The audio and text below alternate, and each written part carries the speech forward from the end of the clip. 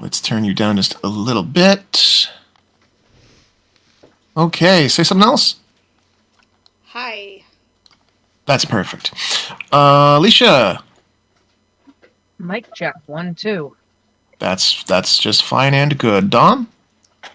Today is Friday in California. Shoot! Good. And Sam. Yep. Okay, Sam, I'm going to turn you down just a little teeny tiny bit. Normalization. Normalization is a myth and should not be pursued. And despite that, I'm going to pursue normalization. Let us turn the Brave browser down just a little bit. Move this frog out of the way of my screen. As cute as you are, Polytoad, you're in my way. Hi! How is everybody? I'm all right. Living. Doing pretty good, doing all right. Cool. Let me just give you guys just a sample of what I'm dealing with right now. Just a sample.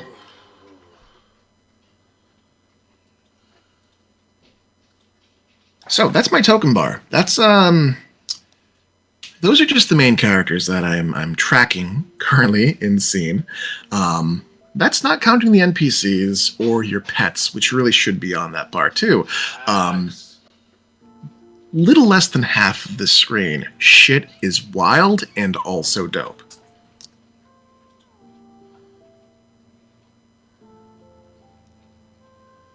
So, if you have recording software, I think now would be the time to begin your recordings. Penis. Already started it. Ha ha! Got him! Oh no, I'm gonna get demonetized on YouTube. Oh no. Just like everything else, breathing will get you demonetized on YouTube. But at least we don't play the music. Otherwise, Game Chops would come after us. So, that said, welcome back to game. Thank you all for returning to this latest episode of Loose Cannons, in which some change bringers perform some foolhardy tasks and get some things done. To what end? No one knows. But there's a lich somewhere causing problems, and eventually, that is a whole thing you're going to have to deal with. When last we left our players, the party was split. To the south, the plane of negative energy, having been closed by one group, decided to choose an avatar from its various subjects to invest its power into. Having been not quite ambushed, but encountered and confronted and felled by a group of B-side adventurers, which we've come to call that crew of several, as well as a monk and a ranger and an Asimar, had dispatched the King of Feathers and all of the energy invested into it. Meanwhile, the heroes that we began with, the Blackguards, the familiar faces, received an invitation to the Feywild and went on a brief interlude, traipsing about and whining, dining, and doing good elsewhere, only to return seemingly after only a few minutes had passed. At some point during the evening, both parties converged upon what had once been the lair of a powerful Lich of Artifice, a one Till rigger, who had been thwarted by the party, returned to hell to be dealt with in one way or another. What had been his lair now revealed to be the Temple of the Moon, with the Moon's Tear now seated atop it in its rightful place once more. Heroes are gathering. Heroes are resting. Those are the broad strokes. I will look upon the party to fill in details. I know for some characters, some heroes, a number of big events had occurred, both during session and between sessions and forum play. I'm not asking for a full review and recap, but the broad strokes, the important parts, the shooting stars, the memorable moments, in no particular order. Please fill the open air for me, won't you? Bones got her house, which is it's in the Feywild. It's lands in the Feywild, which she can access via song. And she learned that she can use the amulet of sending that she has, that Reg has a pair of. She can use that to play the song so that he gets a door.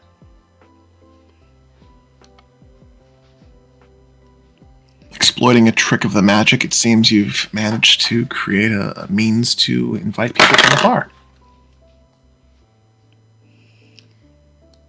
And Alina became a paladin of Selune, at least while their paths are, while they're in alignment. Finding, what is that phrase? It's not convergence. Finding concordance with one of the powers. It seems Alina's power has been restored. Her rightful place as a paladin reinstated, as thoughts and phrases of celestial bureaucracy, part-time work, temporary alliances and goals have been floated. What matters now is that she has power and purpose.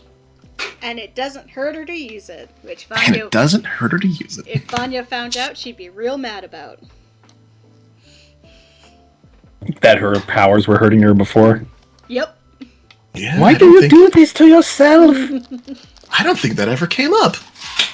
Alina didn't mention it. Very Why would she? specifically. Why would she? What other fun things have happened between now and then? It's been a hot minute. I'll give you guys some time. Oh, Alina has access to Bones' house.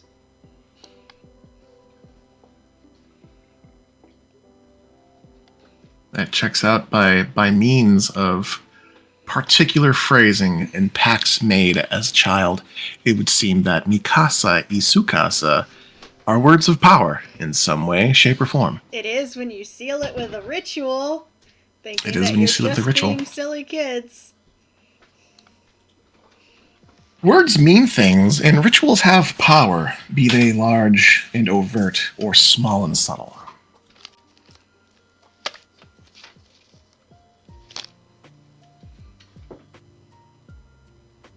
A lot of weird shit went down with the King of Feathers. What stood out to you? One of Vanya's Skella friends rebelled and fought back against the power that was making it try to hurt her. It would seem that during the combat with the King of Feathers, with the avatar of the negative energy plane apparent, the undead were turned upon the living, Vanya's allies included. Whether through bond or force of will or perhaps something Power of else. friendship. The power of friendship, perhaps even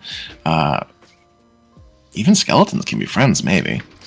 It would seem that these entities Vanya has been coaxing, cultivating, growing, are more than what they seem to be. Which, by and large, is delightful to Vanya, but also a little worrisome. Verdi can turn into a shadow beast. Verdi!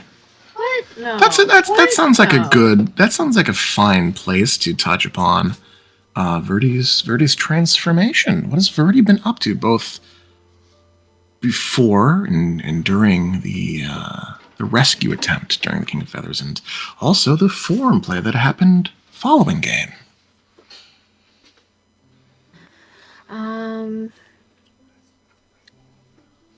I guess Verdi is just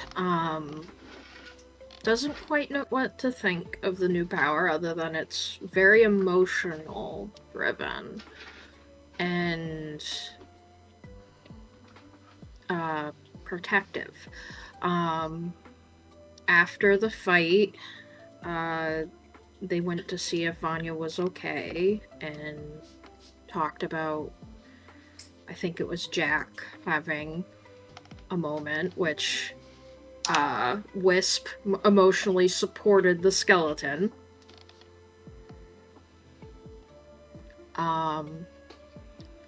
Then we had a later on form play of exploring the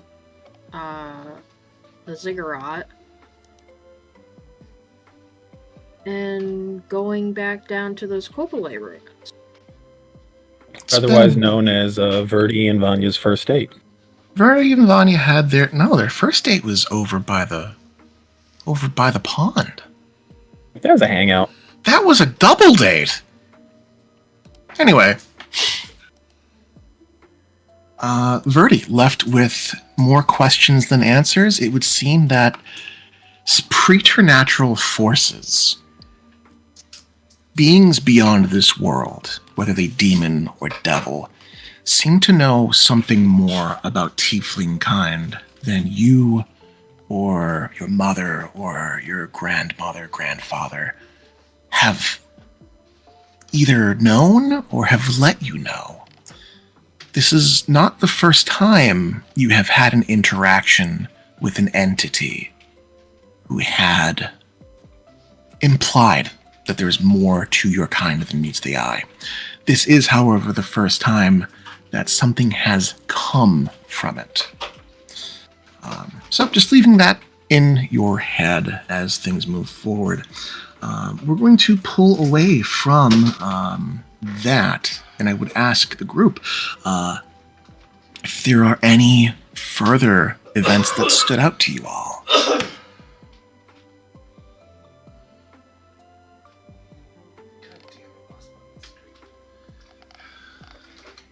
Not for me. Okay, well, if There are there's plenty. I just don't have the breath to announce them all, unfortunately. I mean, I would toss in that during the jaunt to the Feywild, Roar, Bones, and Karn got a glimpse of something they probably should not have seen. something perhaps better off not being seen. Yep, that was a cause for some concern, but it led to the... Just a small existential crisis. What is... When you've got friends, what is a small existential crisis, really? It did lead to the reconciliation between he and the Master of Ceremonies. Yes, you reconnected a long-lost bromance. That is not to be played down. When it comes to Fey Lords interacting, reconciling and bringing peace between domains is something to be proud of indeed. Not only this, but you also managed to free one of the, for lack of a better term, an Archfey that had been imprisoned for quite some time. The Harbinger of Spring, Robin. Oh, sorry, Emissary of Spring. Harbinger sounds really hardcore. So Emissary it is. With promises to spread information about your deeds, your name as a group, to the other kingdoms beyond Takal and its planar anchor.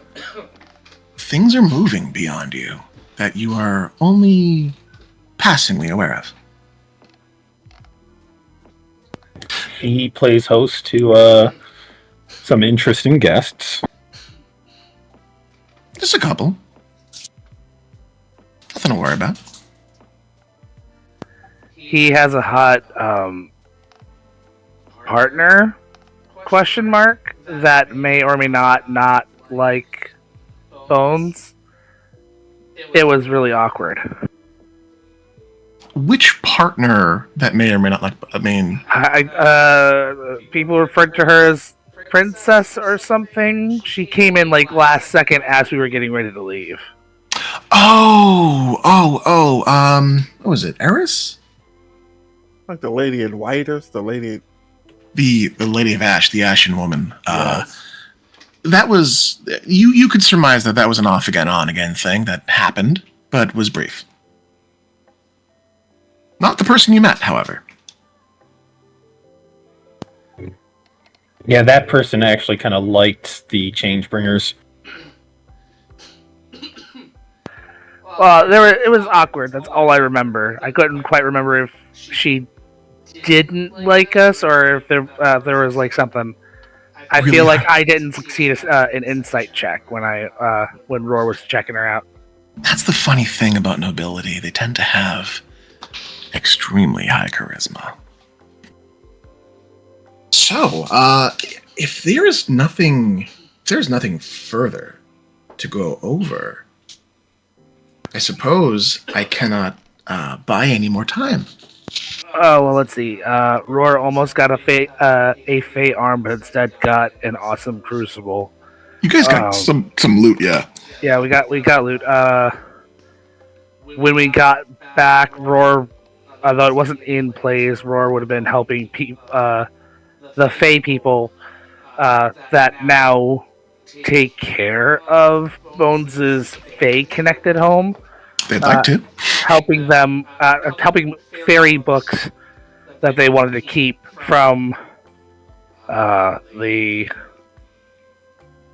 ziggurat into her personal demiplane, setting up her library with those books, which also got them out of the boardable hole, saving space for other important things like people and relics and such.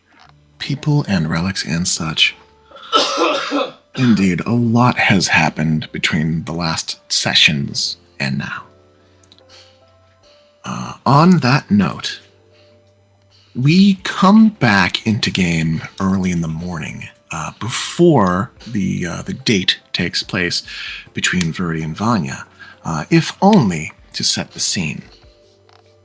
Having followed a harrowing day, followed by a delightful romp through the Feywild, to an emotionally cathartic evening. Bones, you had rested in the Crescent Cottage with Crosp, as I recall. Yes. And I think at one point Vanya came in to help with watching, keeping guard, etc. Alina specifically definitely claimed one of the rooms as just her room. Alina has a room in the Crescent Cottage. Excellent. So, throughout the evening, those denizens of Amberbreeze, and notably, they are the denizens of Amberbreeze. They're not the wildlings from outside of the domain. They have been, in an attempt to curry favor, moving items into your domicile and the surrounding area. You had left them under the ward of Gallium and the instruction of Roar to carry on the moving of items, books, devices, things that you had deemed wouldn't be too evil to keep around and would be useful to either categorize or even incorporate into maybe a school someday, to make something useful out of all of this knowledge. That has been going on throughout the evening.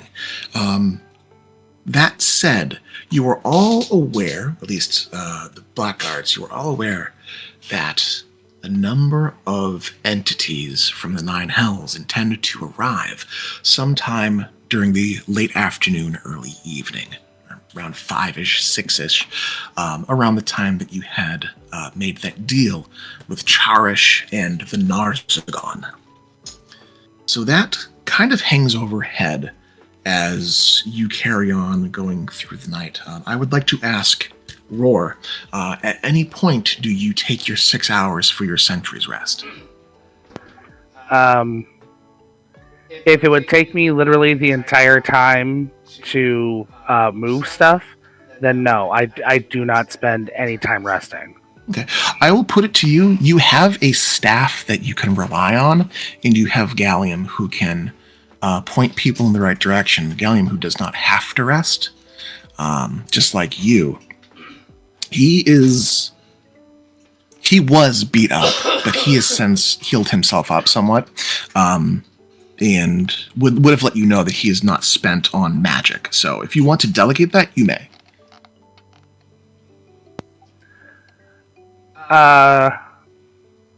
It looks like the only thing that I've messed myself. Wait. It shows that I have all my spell slots. I just don't have my flashes of genius. That Right now. makes sense. You guys did rest in the Feywild. Yeah. My flashes of genius I dumped because I had to survive walking through the thing. Yeah, that's pretty horrifying. Yeah. No, I'm solid. I will stay up the entire time since I don't feel I need my other abilities currently as much as I need to be able to like peruse books really quickly and go, okay, this has stuff that is, esoteric and I can work with, and this is oh shit, this is stuff that I would like to learn, but is definitely demon knowledge, and there is no way I can defend us keeping it, so I'm going to set that over there. The only things that he, other than Titivolus's spell book, the book that involved transference and such that his Maester Price had actually written in and had notes and such. The only other books that he's like actively focused on getting are the ones that talk about the augmentations for pretty much auto mail, because I can't remember what we called it at the time. Likewise. We'll have to go over that between sessions as far as like an upgrade path. I know you did want to do some cool shit with your character, which I think is definitely in the pipeline. Yeah, having seen those works, those are the ones that he is most interested in, like connecting dots on, and having like the basic spell books and stuff to build up his own arcane academy, etc. Anything that looks like it was specifically a Tikalian book, he would also grab, as it belonged on the island in the first place. It's not any right of Till or the demons to have. But yeah, those are the things that he is focused on. If he finds books that are like super lichdom, etc., rather than hold on to those will get passed on. Okay, it seems like you were relying primarily on common sense here, so no rolls will be necessary. Materials relating to you, your story, your maester, that is a given. You will have those items in your possession. What we're going to do is handle it as essentially, if you have a question, you may get a straight answer. If it's a tricky one, I may roll a percentile die, but you will have resources and a means to go through them. Just say, DM, I'm going through some of the stuff I stole, and we will come up with something for that. Cool. As far as basic books for magic, absolutely. You've got a laboratory worth of things. There is a lot of banned or dangerous magic in these tomes.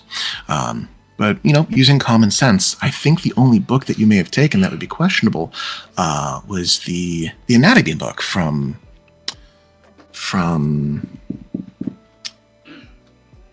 Iadrophai, the Lich Nation. And even that is only passingly kind of bad. So, leaving devil's items to devils, we will get to that road when we get to it. I will say that, Roar, you are aware of many of the chambers and hidden rooms and pathways and means to travel within the ziggurat. You are aware that the laboratory is built within an existing labyrinthian set of corridors and mazes, some of them collapsed, some of them cordoned off.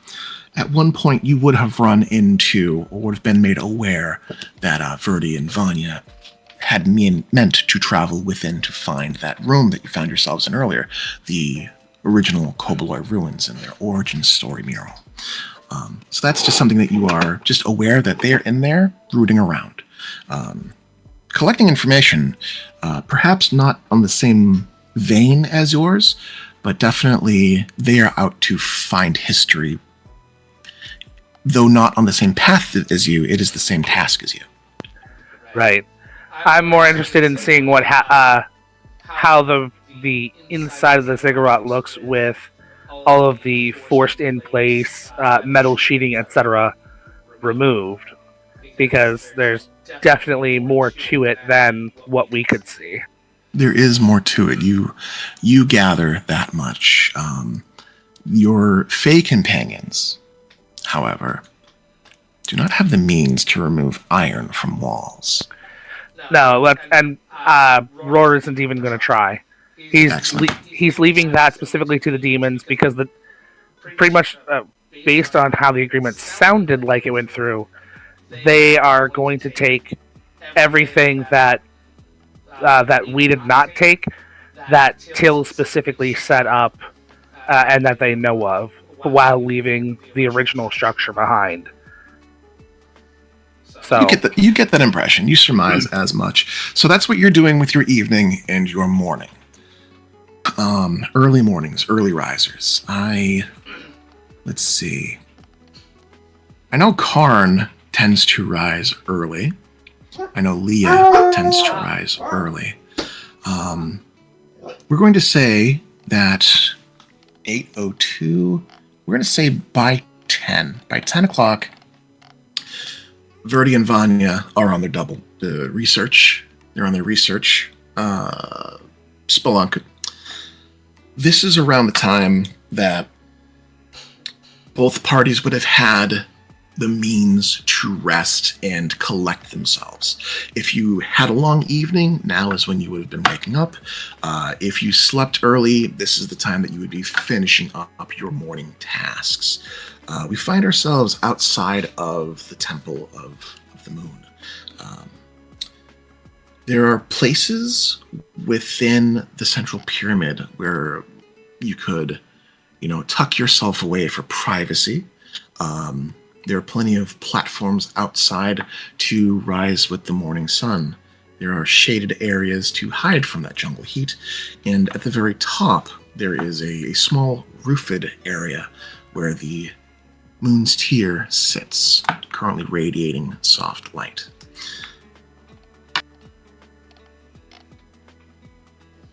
Karn's been kind of sitting camped out by the moon's tear the entire time, going through his sentry's rest while being vaguely aware of his surroundings. And even when he wakes up, he remains sitting there and just kind of looking around at people and occasionally getting up to do a little patrol around. Never more than like 10, 15 feet from the moon's tier. Alina would join him by that point in the morning. All right, just hanging around and keeping watch of this enormous radiant crystal. I mean, she's gonna meditate with it a little bit, maybe even some prayer as she figures out, her relationship with Seluna. Checks out.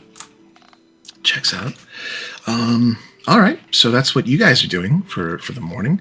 Alina, you're trying to tap into something, maybe trying to resonate, vibe with this thing. I will say, tell you what, this does seem to be somewhat of not a relic, but it does seem to have some kind of significance. You may roll a religion check if you like.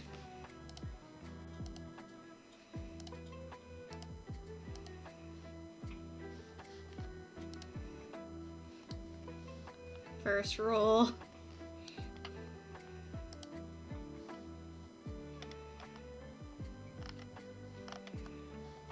Let's start off strong. Let's start off with not being able to roll at all because for some reason it's just not rolling. there it goes. 16. That's not bad. 16's not bad. 16's not bad. So the Selune.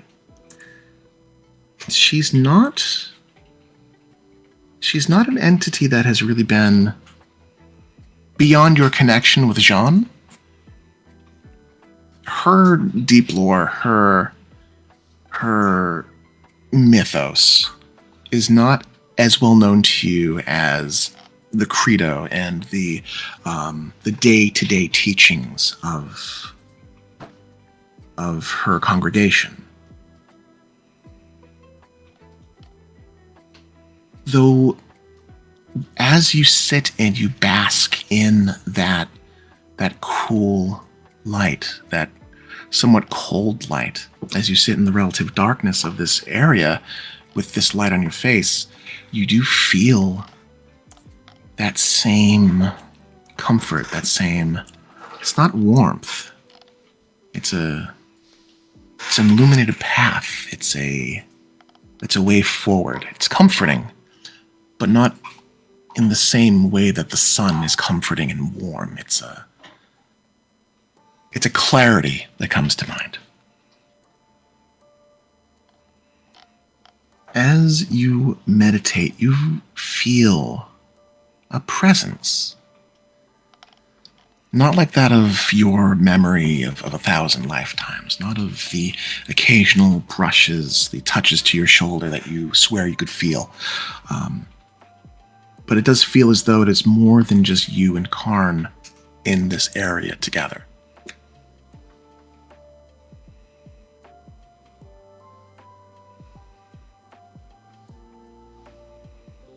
Alrighty. You feel as though with a 16 that there is something present, something waiting.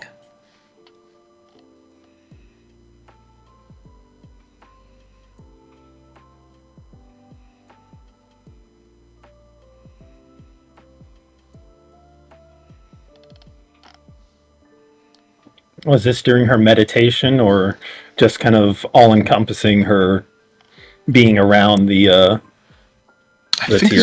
I think this would be during the actual meditation as you're trying to open your mind to it.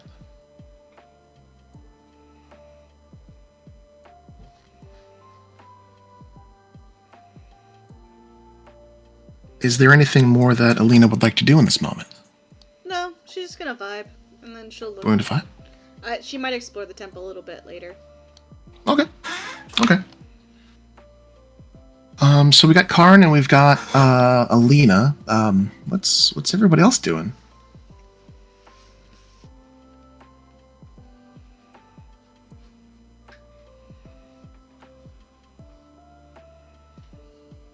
Oh, Biff's already meditated upon the crystal.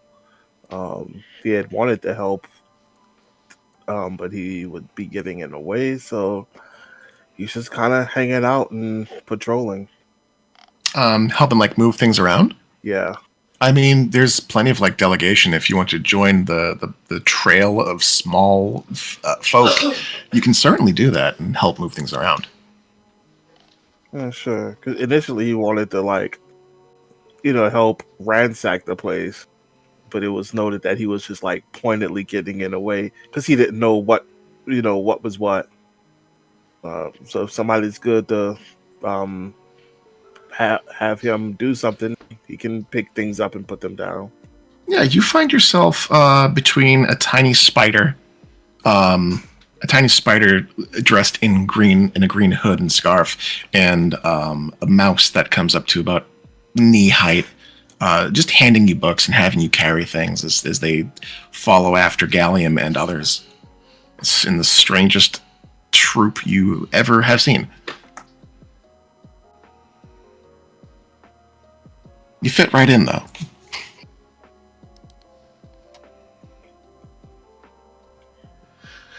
If not, know whether or not to be offended by that. That remains to be seen. So we've got what Biff is up to.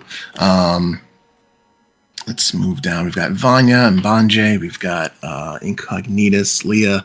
Are there any things that you guys are? Well, Vanya, I know what Vanya's doing. So we've got Banjay, we've got Wisp, and we've got Incognitus. Are there any things that you guys are doing?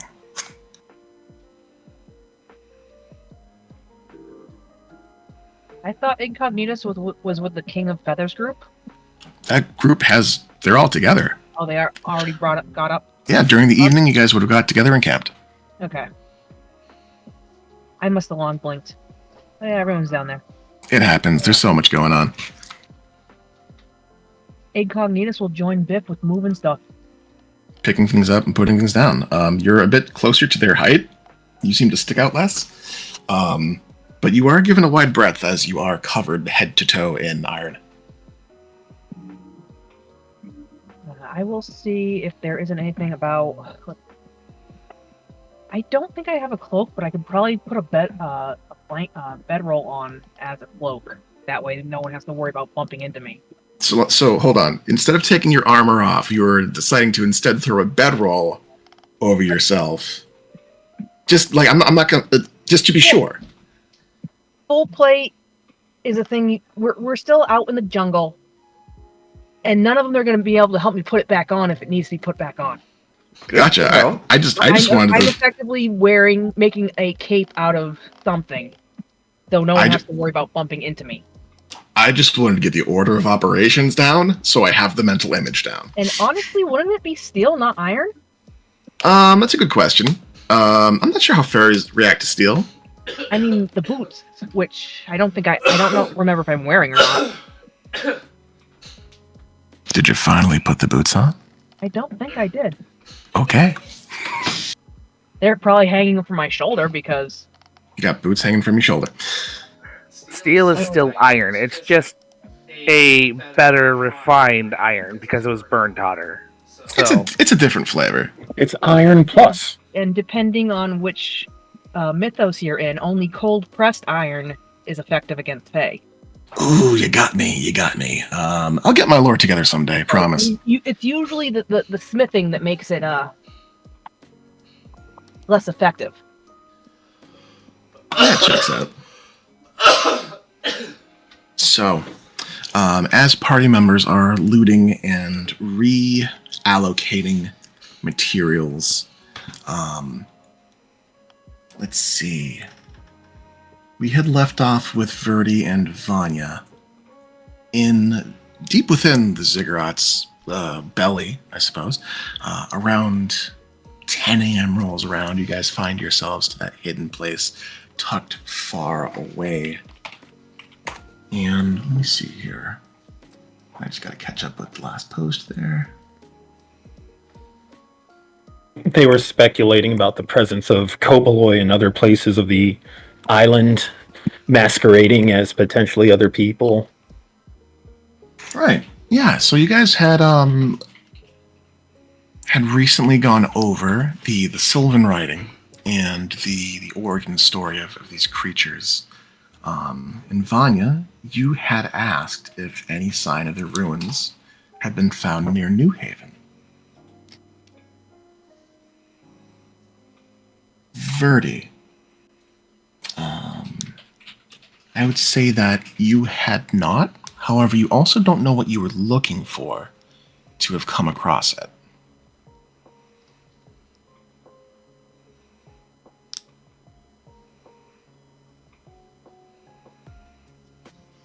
Okay. You guys find yourself in a quiet place. Are you spending any further time down there to speculate or contemplate?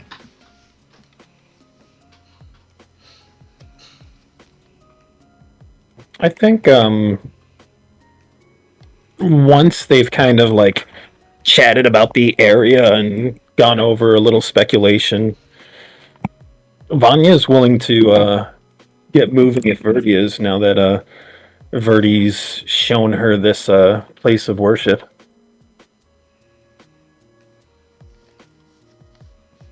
Yeah, that sounds fine. Birdie would show them the place, and other than samples being taken and stuff like that. Excuse me. Tell me Yeah. about it. All right, so you guys finish looking around out there, and you begin to make your way back up and out the way you'd come.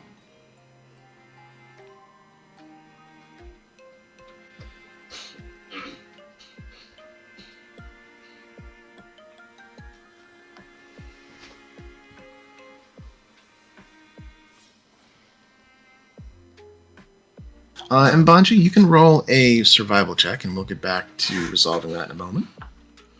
Okay, I have it whenever. All right, yeah. So I note here that Mbanji would have been scoping the area, looking for like medicinal items, mushrooms, plants, etc. Survival check. What did you roll? Dirty 20. Dirty 20 on medicinals. I actually have a thing for this. One moment.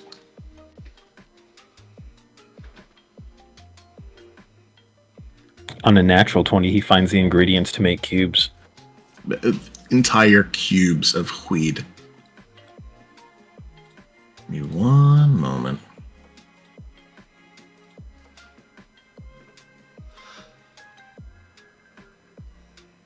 Turns out just the reduce spell somehow works forever on weed.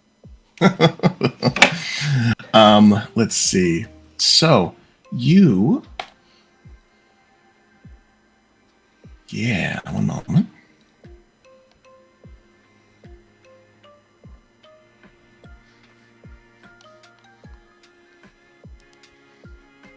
You come across a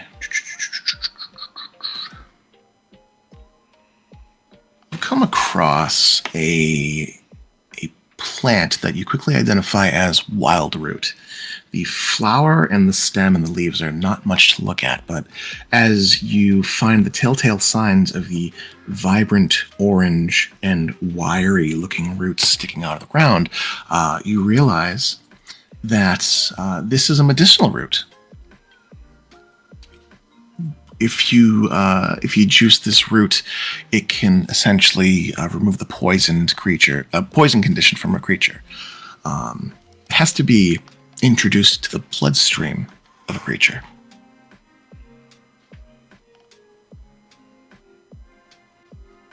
I'm going to say that you find 3. Yeah. So you find 3 of those. Let me find your character sheet.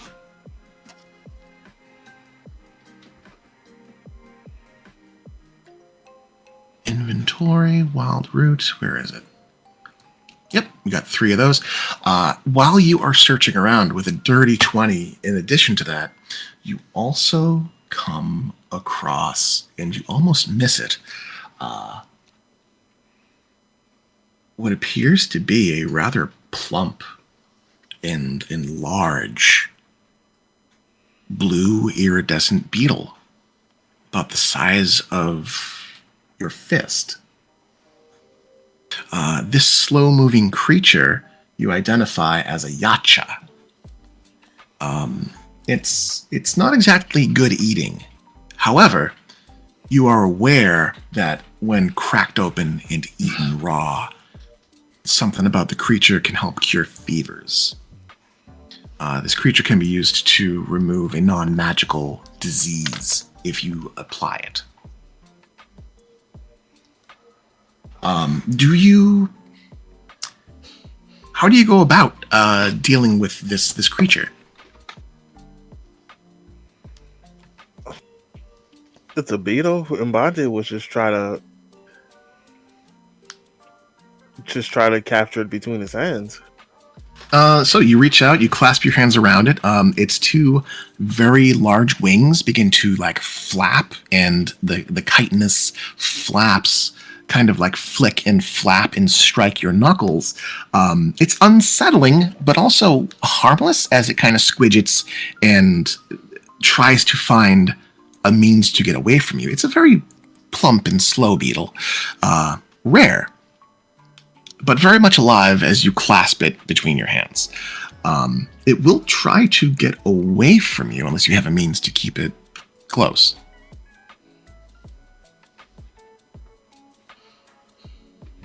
I'm sure he's got a some kind of pouch. The beetle is indeed saying "ah." You can't hear it, but he's screaming in beetle.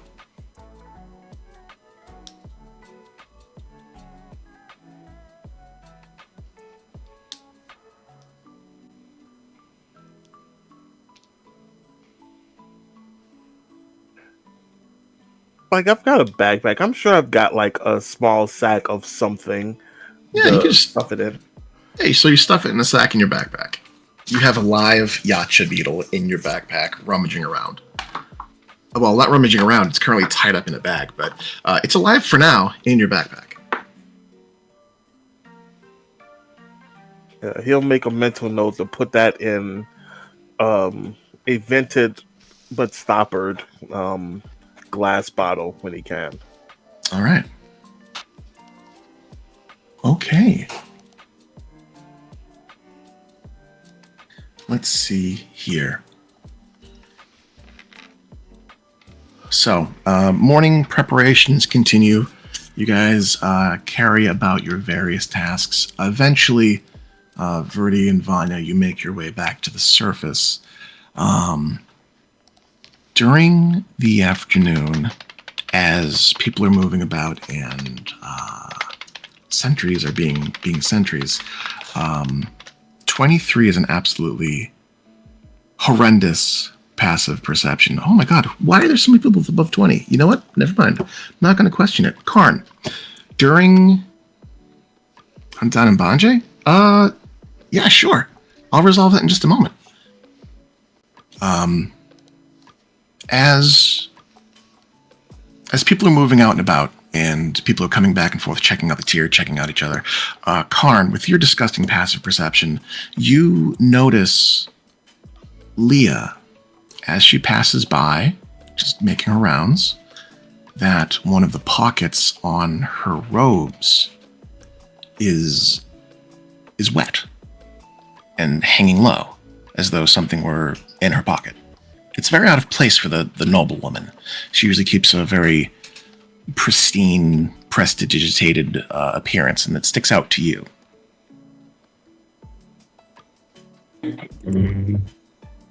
Your pocket is leaking. Oh? Excuse me, the Leah's pocket is leaking. Good save.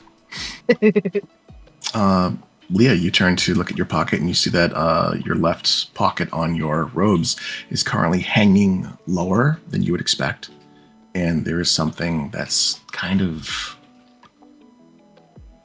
wet there. It's damp, spreading through your cloth.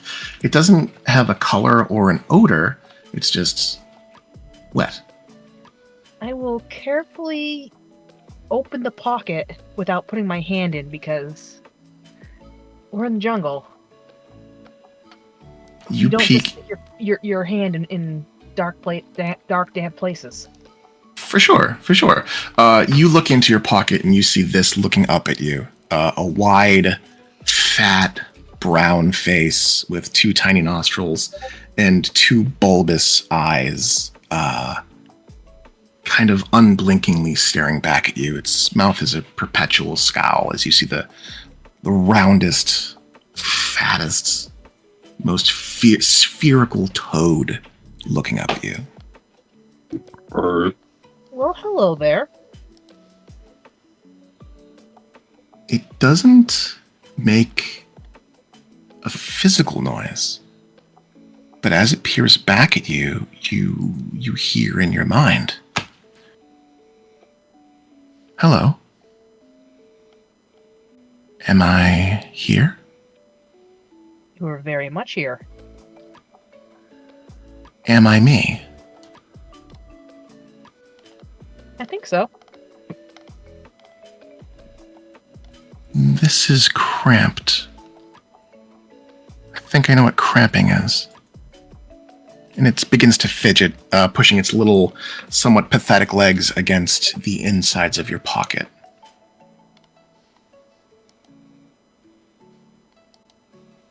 as though struggling against the fabric.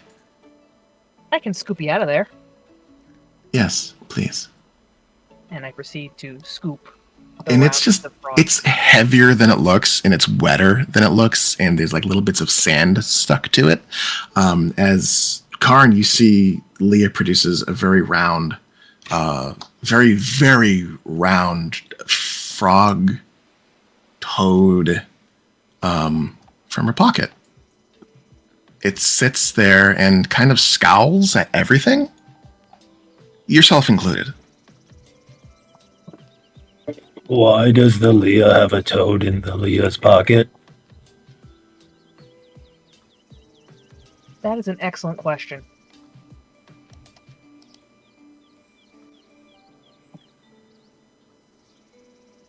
The toad looks between you and Karn, and as though understanding you but unable to manifest physical words, you hear this resonance in your mind.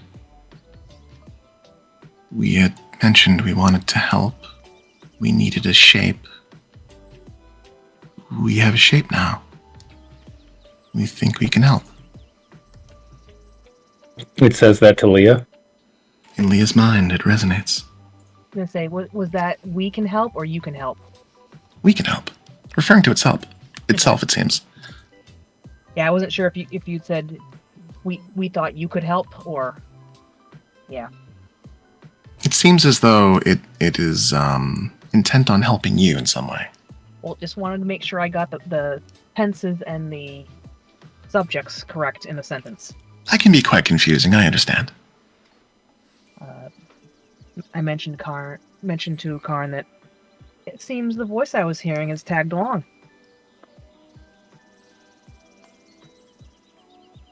I look at the toad. My eyelights kind of blink a little. I cast Speak with Animals. You cast Speak with Animals on the desert rain frog, and you have an intuitive understanding of what its croaks and little tiny eeps mean. Hello. What is this one doing in the Leah's pocket? It opens its mouth and lets out a which begins to unfold into words as it kind of screams at you quietly. There's no need to scream. I didn't mean to intrude. I wanted to help, and I woke up in the pocket. I know what waking up is now. I think. We think. Hello. Hello. Does the toad have a name? Oh, that's a lot. Name. Should I have one? Do I need one? I think I would like one. This one thinks having a name makes it easier to be distinguished from others. That makes sense. That makes sense. No. Not yet. And the creature turns toward Leah. I don't have a name. I don't think I thought this through enough. This one does not think the toad is a toad.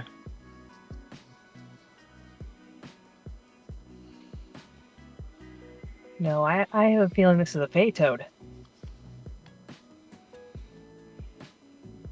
We can try to find a name for you. So as you guys begin to workshop a name for this creature, Karn and Leah, Karn, you know what familiars are, and this, as things unfold, you immediately begin to grok that this is a newly formed familiar with no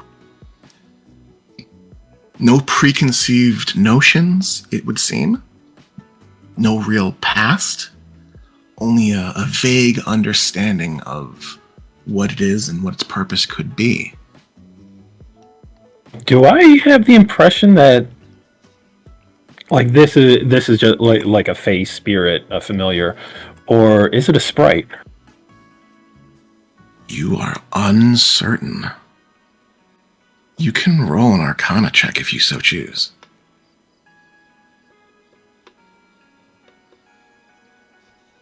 I will for the lulls.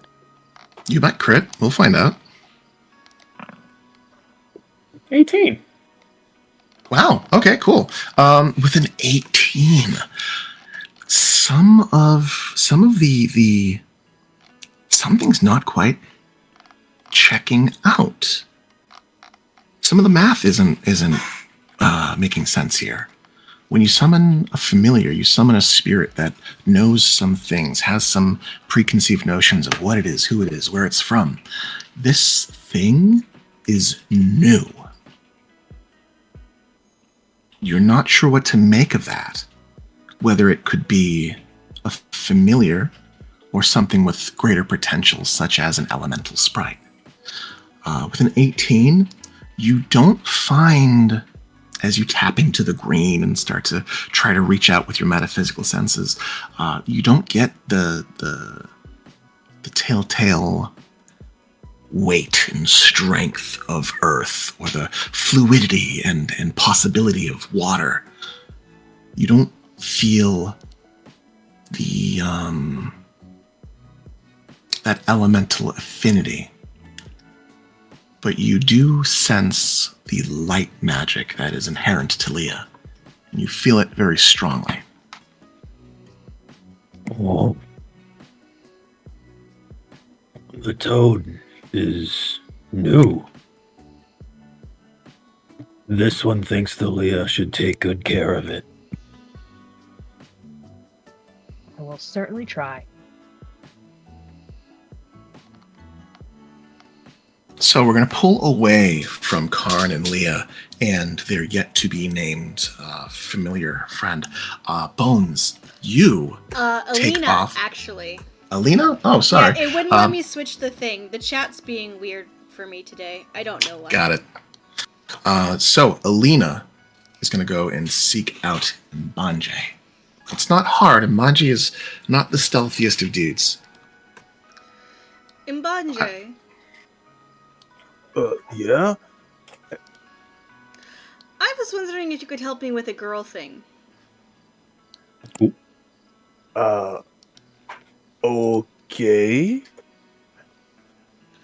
It's not really like my wheelhouse, but I'll do my best. I promise you this is exactly in your wheelhouse. So, my girlfriend is a healer, and she likes medical research into treatments and different types of medicines. Was wondering if you could show me and or teach me about some weird plants around here, and then maybe I can bring some back to her as a gift.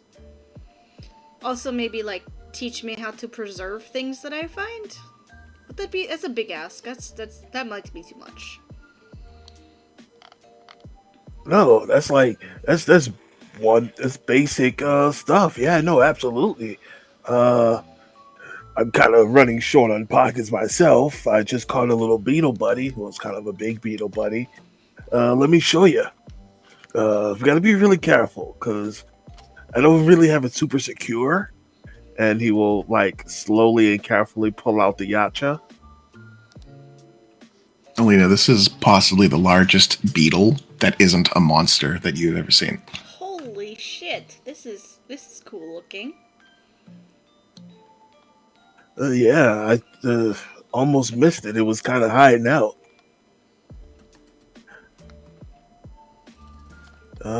Honestly, I think that if you're trying to impress somebody and they're not adverse to beetles, this might make a good showing. Maybe we could find more and find him like a beetle girlfriend, and they can make beetle babies, and then vivarium. That's what she called it in her book. Her books. Vivariums. That is actually kind of a cool idea. She doesn't get to go adventuring and find cool shit to experiment with and on, so I figure since I'm out here... Oh no, this is a new place for me, so it's a cool place to find new discoveries. I wonder if Till has something in his creepy lab that would work. So I haven't been in there at all. I'm kind of curious. Well, we can go in and I'll protect you from anything lingering. Sure. Don't mind if I do. And we'll build a vivarium. That's a lot of V's. And he will go with Elena, absolutely. All right, you guys, with intention to enter into the ziggurat, we're going to move the time ahead 1 hour. And that's about where we will find ourselves, knowing that at 5, some shit's going to go down. So, you guys make your way into the ziggurat. It's easy enough to get inside. Now that there has been time to, like, to explore the space, Roar, you would be aware that the majority of the traps have been disarmed, disabled. Whether to do with Till's magic not being present, or something that was done purposefully by Gallium earlier. Essentially, you guys can travel through this area without fear of traps or creatures leaping out at you, so you are free to explore. I'd like to ask, before you guys enter in there and start searching around, does anyone else have intention to enter? Karn is going to continue to guard the Tier of the Moon. And Sure. I think Vanya and Verdi are already somewhere inside, right? Yeah, you guys would have started making your way back topside by now, unless you had other intentions inside. Yeah, I might run into someone. I mean, Vanya would be a good person to rope into this little project, so... It does sound like an awfully good contrivance that I'm into. Let me see. Bones is reviewing the books in the cottage. Excellent. Thus far, none of the books that have been turned in seem to be secretly nefarious. It seems as though between Roar delegating and hand-picking them, that a number of good tomes have been selected. So let's see.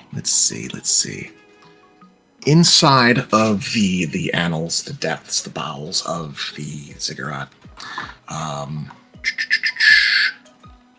it would make sense that several people would bump into each other. Oh, what's happening? Cool. Let's look at our lab and let's look at our floors.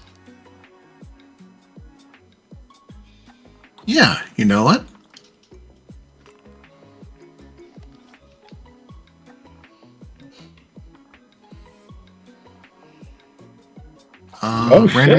Random dice rolls? No, like after Roar finished getting the books all handled, he would like do a once over and trying to make sure that there's no like secret thing he missed, finding some like tome in, etc. Maybe finding one of the one of the not engineers and seeing if they have anything that he needs to know about. I see. So, looking for life forms to corroborate with. A little bit. So it's looking for secret things that they didn't come across, as far as like another secret room possibly, or just making sure that there's not anything that they needed to grab that they might have missed, kind of thing. So, I'm going to add one into the pool. Next time, I'm going to ask you to roll before having you roll, or vice versa.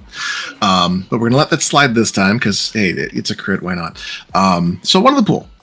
Looking for stuff that you may have missed. There is a wealth of crafting spaces, of forges, of smelting rooms, of what seems to be areas that were dedicated to those who were under contract under the Lich. As far as people to interact with, you find that any creature that may have been living, only 3 remain. They each bear the pasty white skin and dark sunken eyes of the engineer that you would run into initially. 2 of them seem to be confused, roused from what had seemed to be almost like a comatose state, which seemed to have passed by morning. The other was the one that you had encountered before, who had turned a rivet gun on Bones the day before. The one that you had convinced not to do that, because it's not a good thing to do. That one would be lingering within the medical and research area that you guys had made your way through before reaching Till's sanctum. The others would have been recovering in that area, but would have moved on. Quick question. After encountering them, would you enlist their help to move things?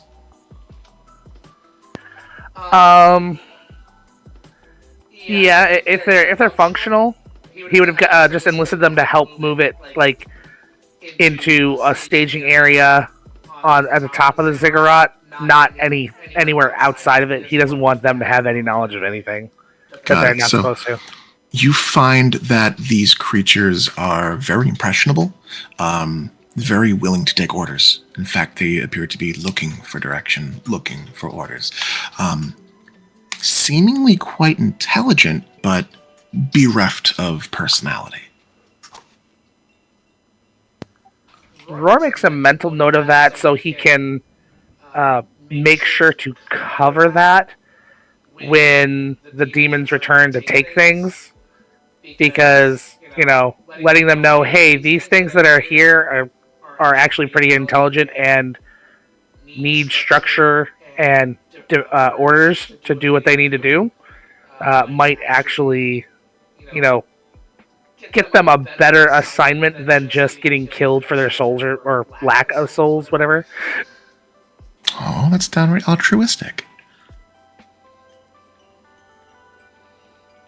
So what you do discover during that exchange as you're searching and investigating and talking to these creatures is that there are other wings. There are other areas where items were being worked on, staging areas, crafting areas. You don't find any of the precious metals like the adamantium. Rifling through with a natural 20 on investigation, I will say that you managed to find about 500 gold worth of mithril ingots. Ooh. That stands out to you as something worth keeping. Yeah, 500 gold worth mithril ingots. Yeah, that seems really nice. There's other equipment, but it is bolted to the walls or excessively heavy. Nothing seems particularly irreplaceable among these forges. Okay. Oh, you know what? I just thought of something. Given now having access to a house and those engineers to help out, Roar's going to recover the rest of the adamantine golem. The adamantine golem. Using the ring of telekinesis to move it? Yep, because now it's not a matter of not having enough room in the portable hole or in his folding boat. Okay, so let's see. The golem. Considering its size, and its bulk, and how you'll have to remove it in pieces, I'm going to say that even with the ring of telekinesis, you will be able to move it, but it's going to more or less occupy your afternoon. Oh yeah, no, that's fine. I had taken out the 2 arms originally, so it was just the legs and the remaining bits. All right. After that I'd have to put time to, and that would definitely, keep Roar's attention because that is worth it. Excellent. So I'm going to say that during this time, you would have run into the troop of Alina and Mbanje, who had eventually run into Vanya and Verdi. So let me move that quartet down here. One moment. I'm imagining it being Scooby-Doo style. Kind of Scooby-Doo style. You exit through one hall, pop in through another. One door opens across the hall, another door opens. And then just getting spooked in the hallway because that's what you do. Is there a map going, or just just down there? That's fine. I don't need a map. I was just double checking. I have a map. I'm putting you guys on the map now. Oh, okay. Give me just a moment to get you all sorted. Before I do that, can I just pull you guys? 1 second.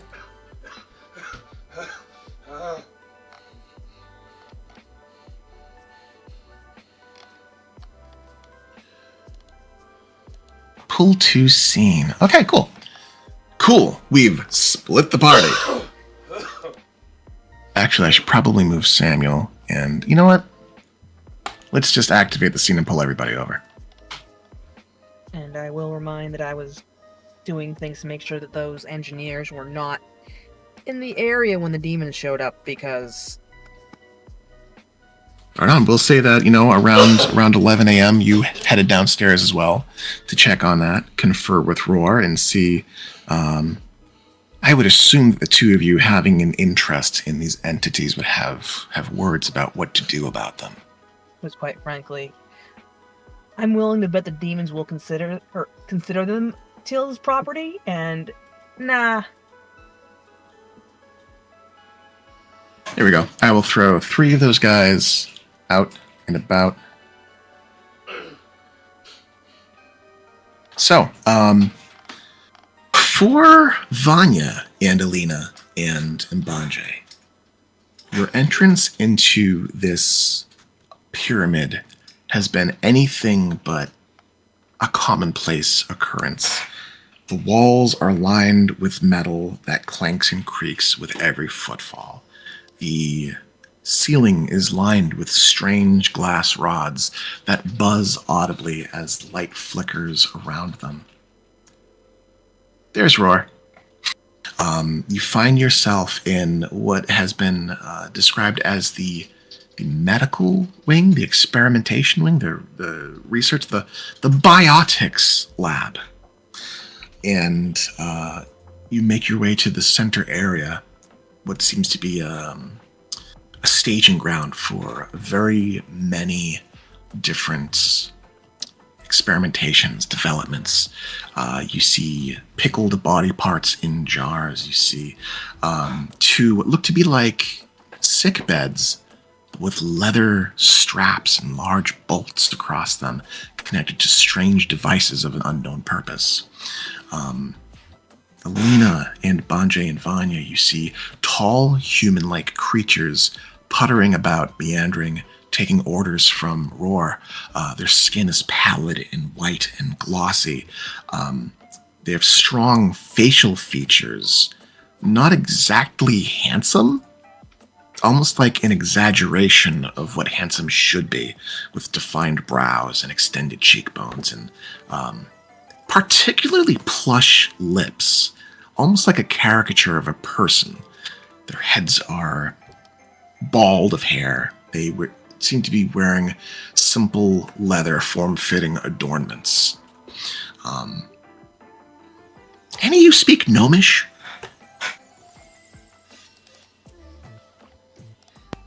I don't. You don't. And Bonjay does. What the fuck? Mbanje, you spend enough time in the Gnomish Quarter handing out candies to the adults. I would say that Alina and Roar, you know a Gnomish accent when you hear one. There's something that's bouncy about the language. They all seem to bear that characteristic accent of someone who had been raised in a Gnomish upbringing. Much like Alina, you bear the marks of someone with a Gilnean upbringing, even though you are a... Never set foot there. Yep. You never set foot there, but you were raised by Gilneans. You talk like them. These guys, they have a little bit of a boobity-bobbity to their voices. For the most part, Did they you remain... just establish a gnomish accent as Italian? We established that 6 months ago. Moving on. Hey, Vanya, but Imbanja is helping me with a project. When Alina calls out to Vanya, she finds Vanya like studying these creatures, looking kind of perturbed, and like she raises one hand and like touches her lips and frowns a little bit. What? Project? Oh, Alina. Hello. Hello, Mbanje. Hello. We're going to build a vivarium for our bug friend, and maybe find him a bug girlfriend. Oh. Is the bug out? Are you holding the bug while this happens? No, he put it back. Oh, okay. I was about to say. It's just been squirming this whole time. It's in Alina's armor. She doesn't care. She said it's playing with it. I don't know. And Mbanje just holds it up like a toddler. I got a bug. Is Verdi familiar with that kind of bug? You've been here long enough. Yeah, you know a yacha when you see one. If you want to roll a nature check, I can give you more information about it. I think I'll do that.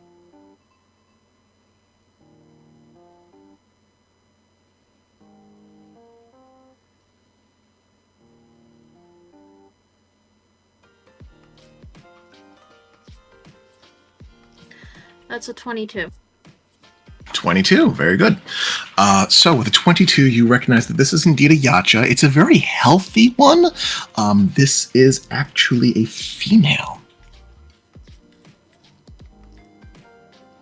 It's very, very plump, very well fed, which as you kind of piece together, it makes sense. This area was once a place that was very much overrun by undead. These creatures, although they are not carrion feeders, they do like to gorge themselves on maggots and worms. They are often found in places of appropriately high levels of decay. You understand that their meat, when eaten raw, or if cooked and prepared properly, can be used to alleviate people of various sicknesses and diseases, particularly those that would cause fever. And could you repeat the name one more time? I was absorbing information. A yacha. Oh, a yacha. This one is a specimen. It's very glossy, very big. Oh, that is a very big bug. A very big bug. It's a very pretty specimen. Interesting. Not surprising with all the undead everywhere. You do know that is a female, right? No clue. Salin is not been able to get time away from the clinic to do medical research, which is what she prefers to do. So I was hoping to find some interesting things to bring back to her as like a gift. She doesn't like flowers so much. Oh, these beetles are very good. Well, you have to kill them to. They have medicine purposes.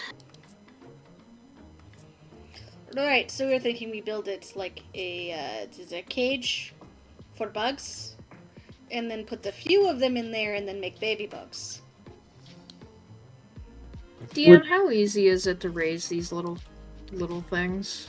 These big little things? With that nature check, I mean, it's not outside of the realm of possibility. It's simply something that hasn't. Just because it hasn't been successful, there's no reason why it couldn't be successful. You find yourself in a room dedicated to medicines and biotics and the creation of life. If there were any items to make this possible, you kind of feel like this might be it. To that end, Roar, as you're swinging like a leg overhead of the adamantine golem moving back and forth, you do catch wind of this conversation. I'll leave that in your lap. So as people are talking about getting a bug protected and mating, I'll stop and I'll turn. Why hasn't anyone talked to Karn yet? That's kind of his thing. Because we just got here? Also, I figured Mbanje is pretty good with that sort of thing too, so. Mbaji gives a thumbs up. Yeah, Mbaji, I believe, is a follower of the Green, right? Yeah, and I totally have Buddy Holly here. And he leans over and gives Buddy Holly a pet. Buddy has been trying to eat your whole fucking bag this whole time. Yeah, so I will call out. But you haven't been to New Haven yet. Have not. Karn touched the Green or something, fixed something. It's rampant. I would definitely talk to him because there's areas where maybe if you know how I look between them and I look at Vanya since they were the ones that I heard talking about the beetle more, so they seem to know if their habitat is supposed to be something like the jungle normally. We have things like that now in New Haven, so we're going to be there in a couple of days, and Karn would know those spaces. These particular beetles, they eat a lot of grubs, maggots, worms. They tend to be found around dead carcasses, eating the stuff that's eating the carcass. They don't really eat flesh, the other bugs. So yeah, Are they all as big as that one? No, this one's particularly huge. It's a very big beetle.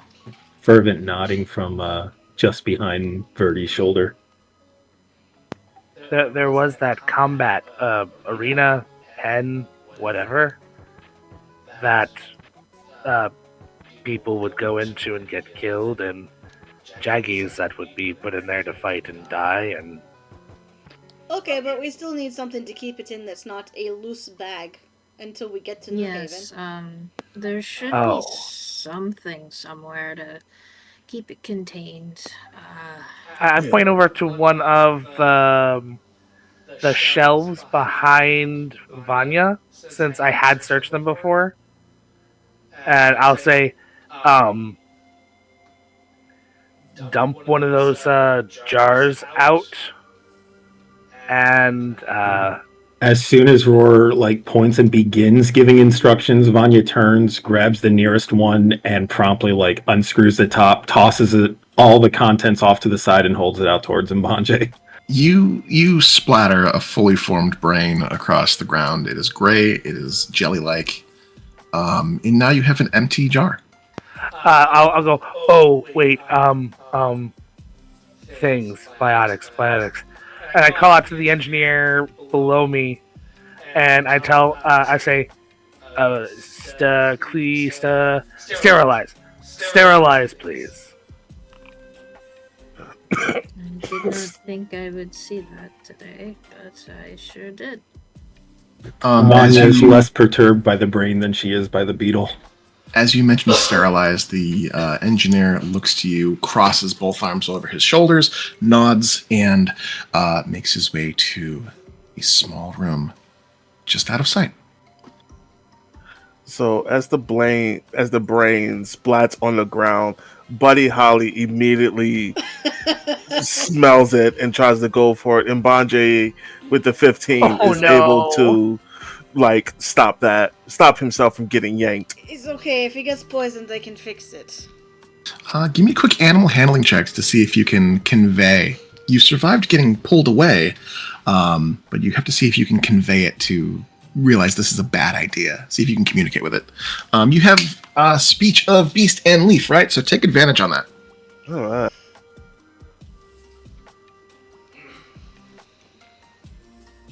It wouldn't do it from there. Let's just do it like this. Hey! Okay. 14. Not a very intelligent creature. Yeah, that's a 7, which becomes a 5. Cool. So, you manage to at least convince it that this jiggly gray thing that looks like meat may not be the best thing to eat. You do get the impression that the creature is hungry, however, and there are all sorts of smells that are better than the brain and the formaldehyde that it was in. Several moments pass, and the engineer returns, makes his way toward you, Vanya, and this man who stands before you is like, he's towering compared to you. His limbs are long, but they are sinuous, muscular, almost like the muscles are swollen in places. And he proceeds to gingerly take the jar from you and begin cleaning with a very strong, you've worked in alchemy before, it's a very strong alcohol that he is currently cleaning it with. I'm gonna lean over to Verdi. Who's the new guys? I believe they were Till's servants that he You're very made. creepy. Oh, don't be like that, Vanya. You carry skeletons with you. Point. Skeletons aren't creepy.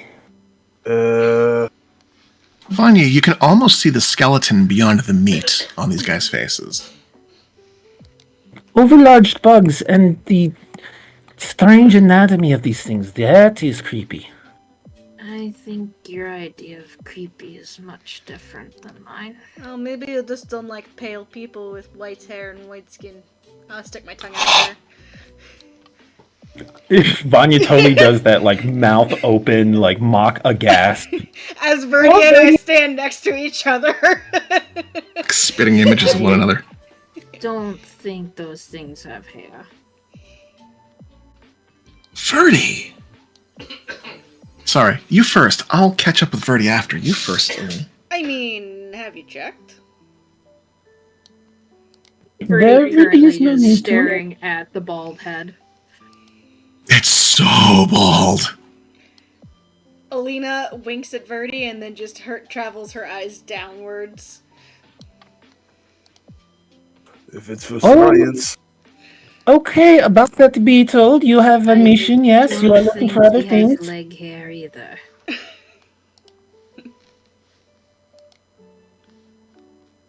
Several moments pass, and the jar is returned to you, Vanya. Verdi. That smudge, that dark smudge on your forehead, dissipates. And you sense... You sense a sort of emptiness in the back of your mind. You are no longer charmed.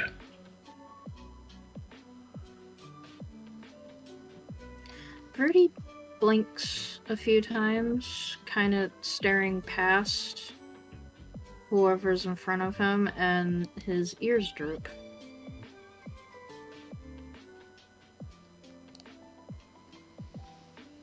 Are you alright, Verdi?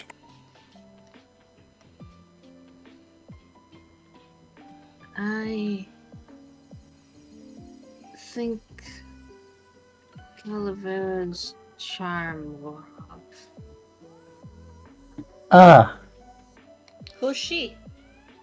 Calavera? a devil. A very big devil. You were charmed by a devil? A bug is immediately forgotten. Alina goes full paladin mode. She's like checking over Verdi. Vanya Let's do is not say nodding. so. Verdi Vanya is, like, nodding immediately right behind leans Verdi. away because Verdi has personal space. There's like this look of like understanding on Vanya's face as she's nodding along with Alina's concern.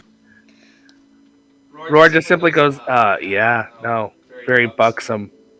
Um, some might say sultry voice. I'm sorry? Giant horns. May or may not have slept with my father. It's fine.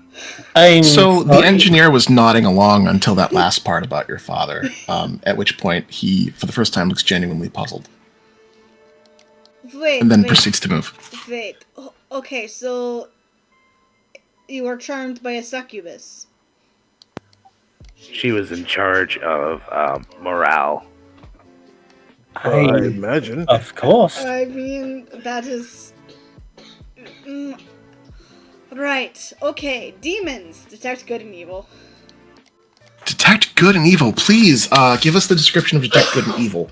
I believe that shows you creatures and areas that have been desecrated.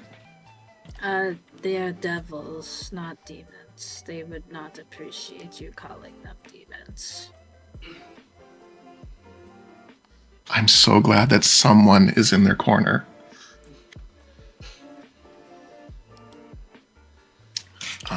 All my spells are grayed out. So if they're grayed out, well, let me check your sheet real quick. Hold on one moment. Yeah, it might be the visual thing that me and Mitch had too.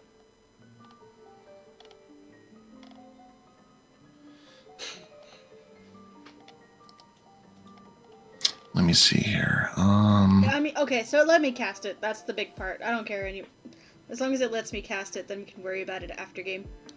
All right. So was it detect good and evil you were looking for? Yes, but I couldn't see it, so I clicked the wrong one. Okay. Let me see real quick. Hold on. I think that's a level 1 spell. Detect evil and good. 1 second. That's the one.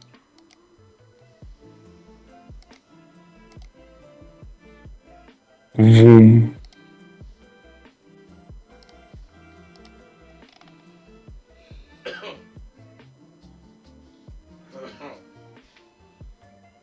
For the direction, you know if there's an aberration, celestial, elemental, fey, fiend, or undead within 30 feet of It's you. not super, helpful in this particular situation, but I would say it's, Alina's first instinct. For sure, for sure.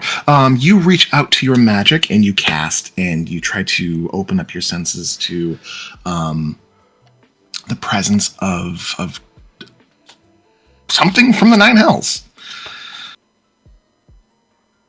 And let me see. What does she sense? That's a good question. Magically consecrated or desecrated. So you find just low key, this whole area is desecrated. It's not like in the temple of the Raven Queen, how it was desecrated by Grathos, but it is like low key, like this place was a holy place and now is no longer. It's defiled less than it's been desecrated. So there's no negative effect, but what should be a place that provides some kind of holy effect is suppressed by everything that's here. Nothing pings as particularly strong or deadly. You don't detect the presence of any fiend. You don't detect any presence of undead. No celestials, elementals, or aberrations. But you do know that the area, this entire area, low key, it was a temple, now it's not, is been desecrated.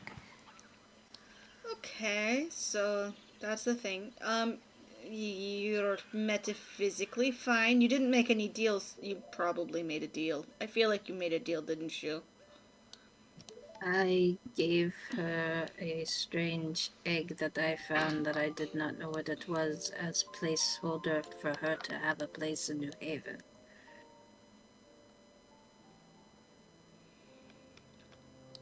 Okay, so you invited a succubus to come live in your new town. Vanya is continuing to nod firmly with that furrowed brow of understanding behind Verdi's back.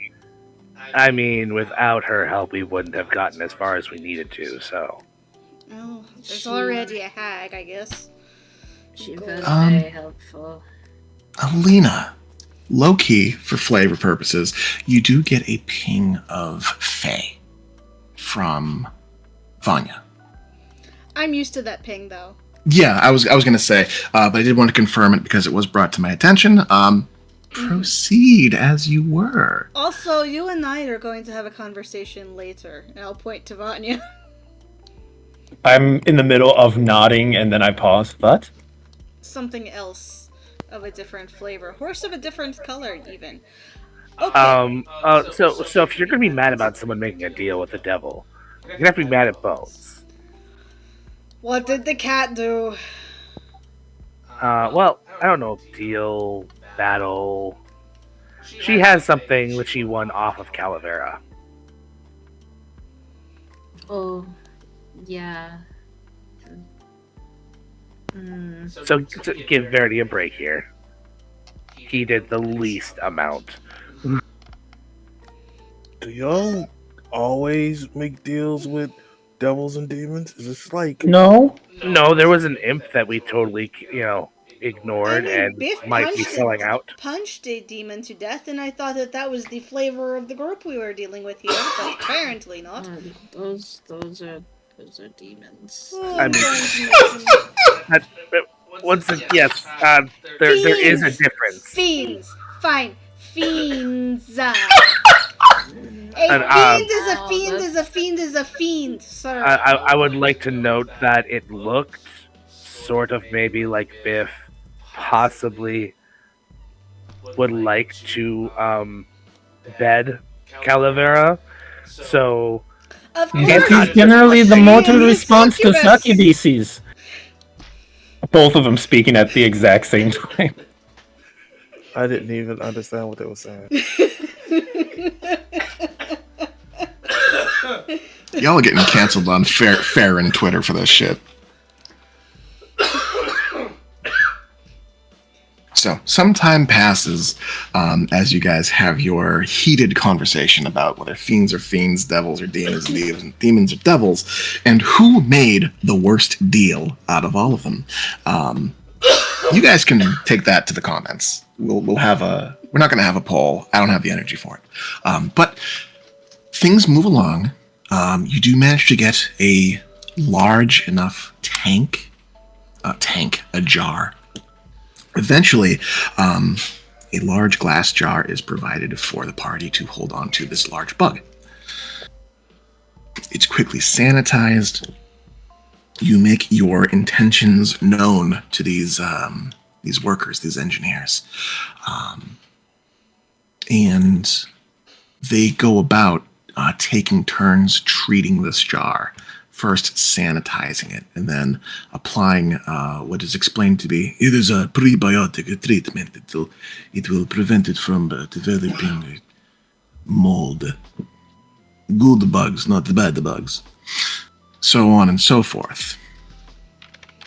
Eventually, you are given a jar which is, I suppose, promised to help propagate the creature, so long as something else can be provided as far as like a moss or grass or some kind of substrate for it to have some semblance of normalcy. But you guys get a bug tank for collecting bugs.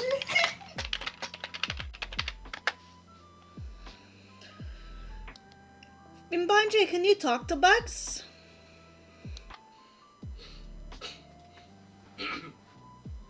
I have the ability to speak to animals. I don't think I've ever tried speaking to insects, but it would follow. I didn't try to talk to this guy because the original plan was to just like use it medicinally. But if we're gonna make a whole terrarium vivid thing, then if that can be a thing I can do. She will be the mother of a colony. A queen, perhaps. She might like that. Smaller bugs. Speaking of mothers, Alina, where's it? It's on my shoulder.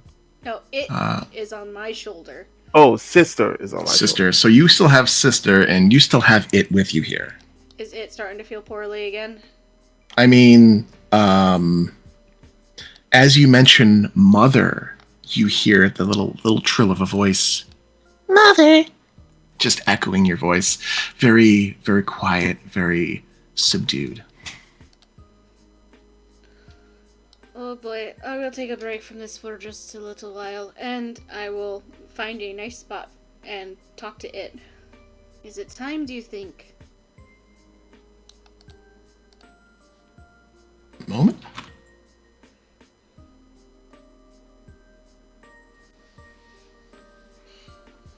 There we go. Tiny creature gonna ride on your shoulder. There we go.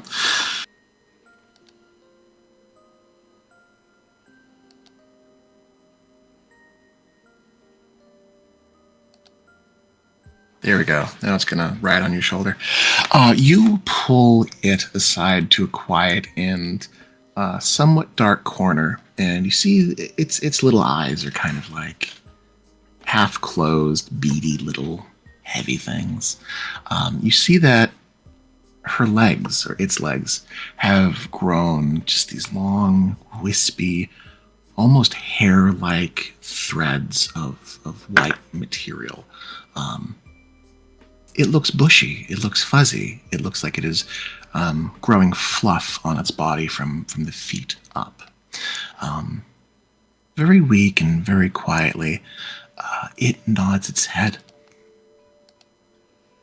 Alright. It is still waiting for a good place. I will find you a good place now, and I'll sing you to your sleep. It nods and closes its eyes. Still hanging on, waiting for... Roll an insight check.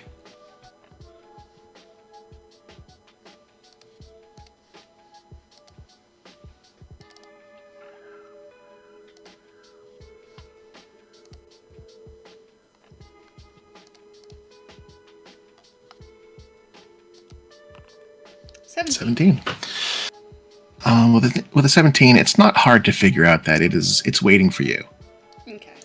It's holding on, but you get the impression that it could let go at any moment if it chose to, but it's been enjoying the ride. If you'll excuse me, everyone, it's time for it to transition, and I must find a good spot for them. Oh, I would like to witness if that is okay. Transition. Think that would be fine? Yes. Is it visible to Verdi? I think it's been hanging out, kind of low-key, popping up in Lena's shoulder every so often. Mostly hangs out in her pauldrons. Yeah, it's somewhere in Alina's armor. Okay. If Verdi can get a good look at it with his ridiculously high perception, is there any tells of like a stage of a fungus on it? It's starting to just with your passive nature check, it's already beginning to grow its mycelial connection. The fruiting body is decaying. The mycelium is growing. It's taking root. Oh. It looks like it is getting ready to ingrain itself into the earth. Oh, well then wouldn't the best place for that be the temple? Or sorry, the ruin that we stopped in. There's a nice little river that rolls through there. It'd be very moist and dark, which I think mushrooms like. No, I think you're right. I think that would be a good place. No, there's this very, very nice moss that illuminates the place. I think that would be a fitting, nice place to bring it. I think the mother would be happy that we brought one of theirs to here to start branching out. Is it here or further away? I will show you. It's down below. Oh, perfect. Okay, so if I understand correctly, you're taking it to the secret spot. The secret spot, the Kobaloy place. All right, so you gather your jar. Roar, you still have stuff to move. Do you follow them or carry on? No, I'm going to carry on with my stuff. They can do what they need to do. It's theirs. Okay, so we're going to move the clock a little bit further and activate it. Let's turn off token vision because you guys have explored this area. There we go. So, Alina and Mbanje and not Vanya, Alina and Mbanje, your first time down here, you are led through labyrinthian tunnels and hallways and through what appears to have at one point been a workshop, a forge of some kind. Vanya or Verdi, one of you guys speaks Infernal. You know that there's writing on the wall that depicts that this area is off limits. There was a cave-in. The wall is to be patched. And, of course, because of union things, it has never been patched. You make your way through down a long and winding path until you come to what appears to be a cave-in, at which point Vanya and Verdi begin crawling over the stones. Mbanje, I don't think you have dark vision, but Lena, I think you do. Yes. You make out light beyond the cave-in on the other side of this pile of stones. And both of you hear the sound of running water. As you climb after the two, you make your way a few meters beyond into what had once been an intersection within these labyrinthian tunnels.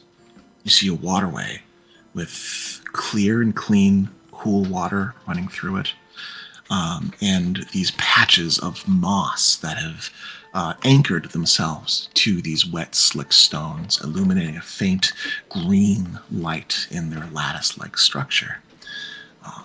Verdi and Vanya lead you past part of the collapsed path over a couple of stones and into an archway that had long since been collapsed from age into a hallway.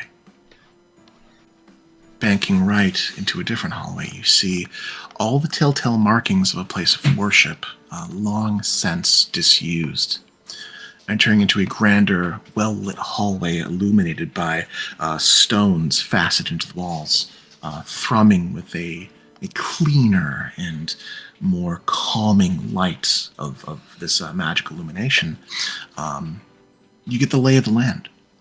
There are many spots, many dark corners where something could take root, something could establish itself, much like the moss in the area. Alina, since you are actively searching for a place for it to take root, I'd like you to just give me a perception or investigation check. You can rely on someone else for the help action if you like. Yeah, if someone wants to help me investigate, that'd be great. Because I'm very bad at it. Oof. Vanya would definitely help. So even with advantage, that's going to be an 8 total for investigation. I think Alina might just be getting lost in the sauce right now. I think Alita's just like, what the hell is this place? There's a lot going on. There's a lot going on. So with that 8, just a quick rundown. What's going on in Alina's head? She's not. So Alina's view of death has always been like, and then you die, yay! Like it, like especially like she's sad that she won't be like traveling with it anymore, but she sees it more as like, a friend moving away than as a, like, death. Because, you know, she was a paladin of the Raven Queen for fucking Yeah. ever. I think right now she's just trying to do, like, her best at giving it, like, the best spot, and might not be seeing the forest for the trees. I think that makes sense. I think maybe getting caught in the minutia of the moment, like trying to find, where is the spot? We want to do What right by is, this. yeah, what is the song that she's gonna play? What is, like, where is the exact best spot? Like, I can 1000% get behind that. So you're kind of, I wouldn't say fretting, because Alina doesn't fret, but maybe moving around in circles a little bit. definitely in circles. Like, it's like, this one? No, this one. It's like when you're looking at, like, things on, like, a shelf, like a shelf at a grocery store. You're like, this one, no. Oh, maybe I'm gonna go back to this one. No. I think we are going to need to choose a spot soon. So, Vanya, you have helped. If Verdi or Mbanje would like to make a investigation or perception check to find an appropriate place, they may. Yeah, Mbaji will help find. So we're going to help. In that case, if Mbanje is helping, Verdi can roll with advantage.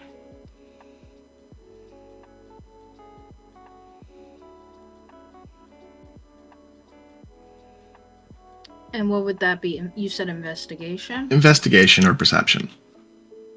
I'll do perception. Okay. That's a 25. 25. So you come into this knowing that, hey, this is that special spot, and it seems like the appropriate place to go. And as you're looking around, you find that, oh, there's a lot of stone here. There's a lot of stone, and for propagation, you need biomass. You need material, you need plant life, you need something for it to eat. And you need dimness, darkness. You make your way toward the middle of the long hall. Move you over. Beneath a pile of huge stones that had fallen, you see that this little chamber, though its walls are collapsed and its arches are broken, there is some light that spills out of what looks to be like a little hand bowl, little water bowl. Beyond it, you see that roots have broken through the ceiling, and these dried, crispy, decayed strands of plant matter, they appear to have damaged this part of the building and then decayed over time. If not for that lamp in the middle of the room, this would be the ideal spot to place it.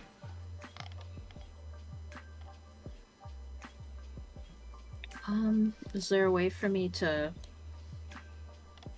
maybe it's like an aether stone lamp? It appears to be. Alright, I'm gonna make my way towards it in there, and how easy would it be for me to dislodge the aether stone from this lamp? How careful are you being to preserve what you see before you? I would be very careful. Okay. You know that if you were to bend the facet that holds the stone in place, you could pop it free. You'd have to be very careful about it. It would be a check of some kind to safely remove the stone. You also know that there's the percussive method, which would end in a way. Yeah, I don't want to break an aether stone. Okay. So, what should I roll? So let me ask you: do you have any tools that can help you? Do you have any tool skills, any artisan tools, or thieves' tools?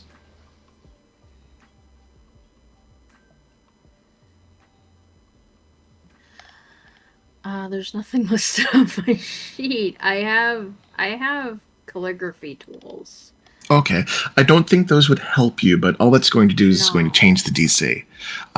You could, if you have a pry bar or a dagger, wedge it in and pop it free, but it's going to be a higher check. Okay. Well, I do have a dagger.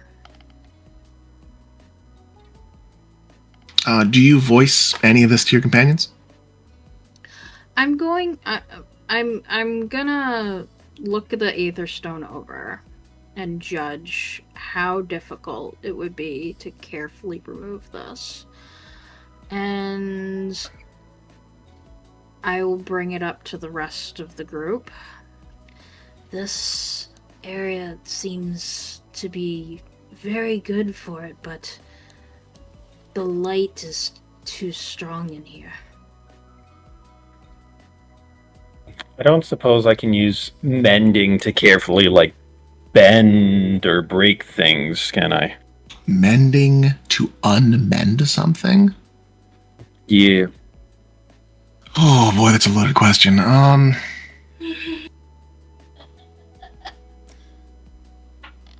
right. My inclination is no, but before I make a decision, does anyone else have an answer for this? Let me check. I don't want to eat someone else's lunch by doing the cool thing, but I kind of like the cool thing.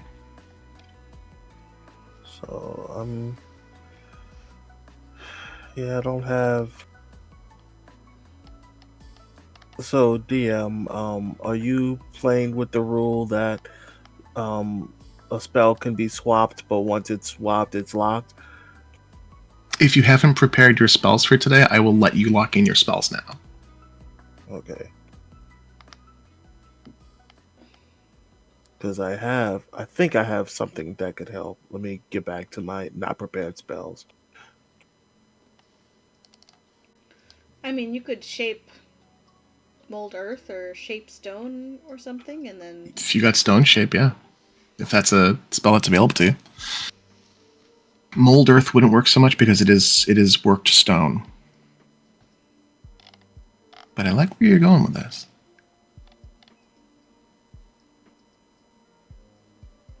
Actually, no. I think mold. Does mold earth work on natural stone? You know what? I'm not going to get into it.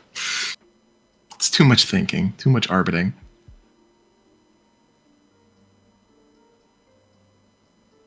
Yeah, I have stone shape. So if we need to, you know, make a shady alcove rather than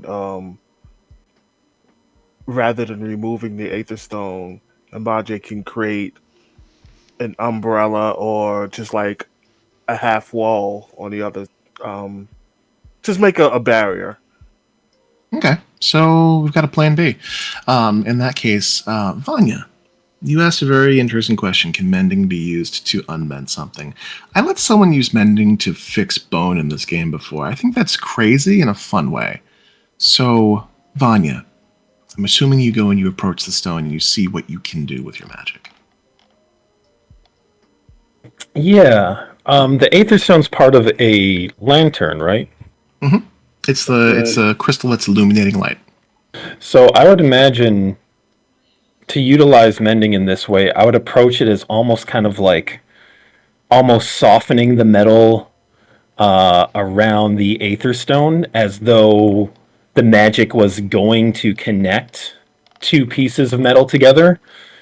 And instead, while the metal is being softened and pliable, maybe someone else can actually pull the Aether Stone free. Alrighty. So you approach it and you have to lay your hands upon the area to begin casting it. And I'll say that, Vanya, you get into it and you begin to cast your spell. It takes you about a minute to do so. This is not a traditional use of mending. In fact, I would say it is a entirely unorthodox method of casting mending. I would like you to make an Arcana check. Also, before you make the roll, know that this is tapping into your sorceress power. So if you have a feature or sorcery points or something that you'd like to pour into this, it will affect the outcome and will affect the DC.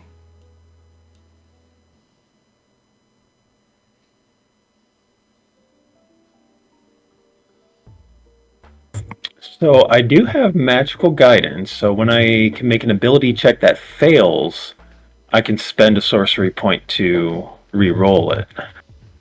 I'm going to say, because you don't know if this can succeed, that that's not going to work here. Okay. But if you'd like to simply dump sorcery points into it, that may affect the DC in a way.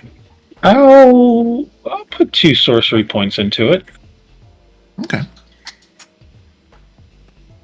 Then you can roll your Arcana check. You can use your your Charisma modifier in place of your int.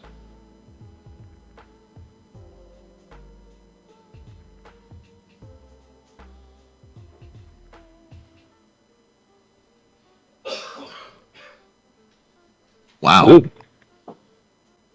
That's a 19 on that. Wow. damn. Okay. So, I am incredibly focused as I move my fingers as though like plucking threads in a loom or a weave. incredibly focused as you get in there and place your fingers onto the stonework. Touching, pressing, moving, and manipulating as though indeed working a loom or working a potter's wheel.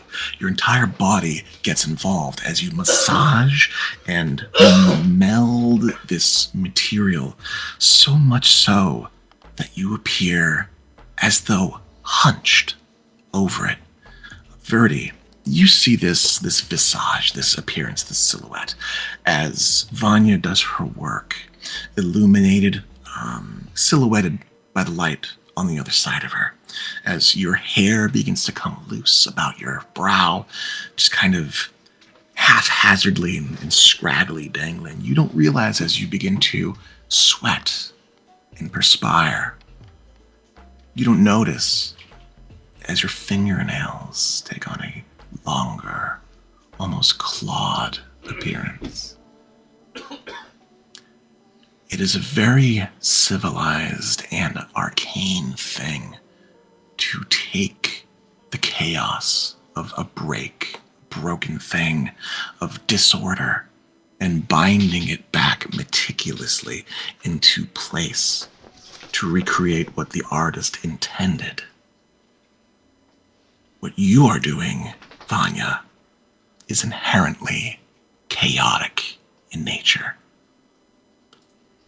And as your fingers slip into the stone, as though putty, as though clay, you feel a crack, as something magical, as something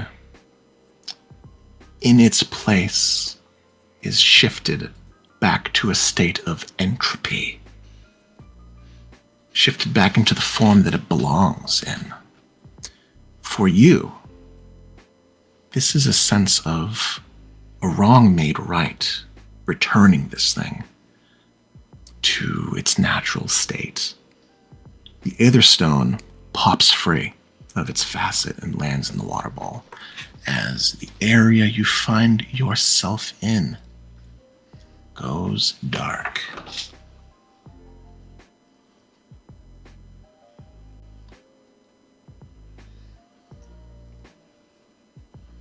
I think it worked. Verity, from your point of view, there's very little damage done to the actual facet, to the wall itself. There are some spots where Vanya's fingertips had been, but otherwise, the room looks perfect for what the use case is. I'm gonna scoop up that Aether Stone, by the way. Sure, you have a small Aether Stone. You imagine this could be used in the creation of, if worked properly, maybe a wand or an amulet, depending on the use case and who's working it. So Verdi saw that slight transformation, that slight chaotic appearance of Vanya, right? It's you saw her in a light that you hadn't seen her in before. Knowing what you know about Vanya, and I think you know a lot about Vanya, I do. it does seem as though there's it's concerning. It would naturally be somewhat concerning for you. Something to touch on at a later time. He doesn't want to bring it up right now. Alright, I think it's ready for it.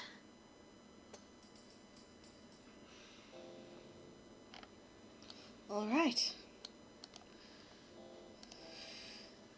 Sounds good. All right. So, Alina, you bring your tiny companion into the hallway, stepping aside from Vanya, and you find that there is a place between these roots, these vine-like scraggly tree bits, where her tiny little body can be nestled into to sit her up. Let me move you in there. Yeah, I can't move in. There's actually a fake wall there.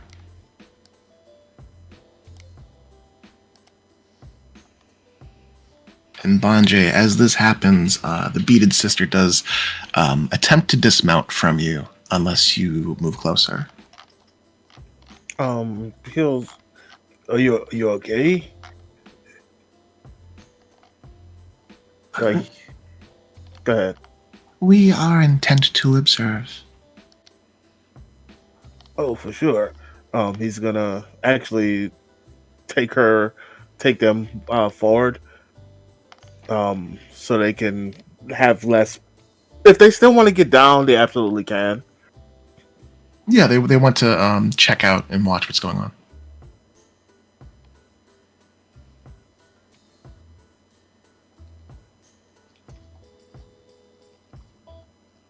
Yeah.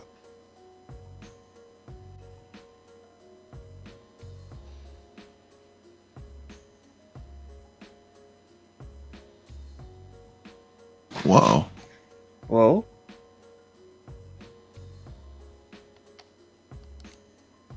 I think I've come desynchronized. Uh-oh. Whoops. No worries. No worries. There we go. There she goes. The beaded sister will dismount, and she's going to hop over to just meet up with those who are currently gathering inside of the hallway.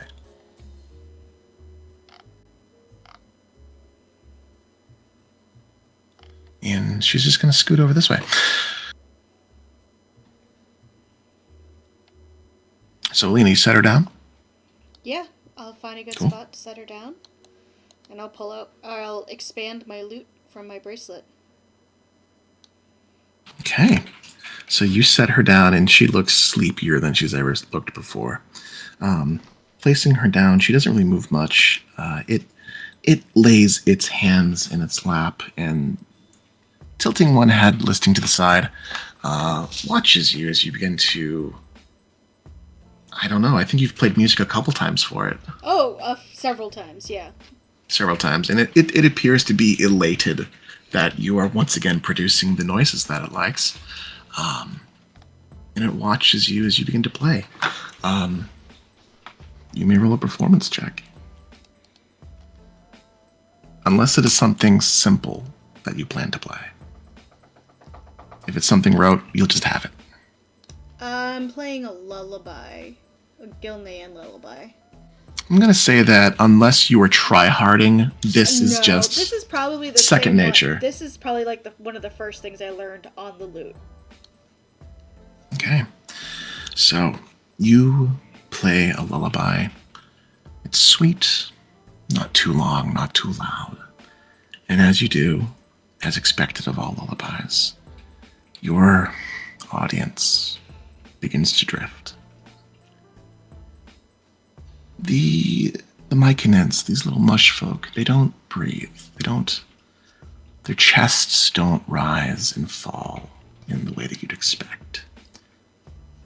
But as the brim of its hat, I suppose you could call it, begins to drift a little lower over its eyes, its body does appear to become less, as though deflating, as though diminishing.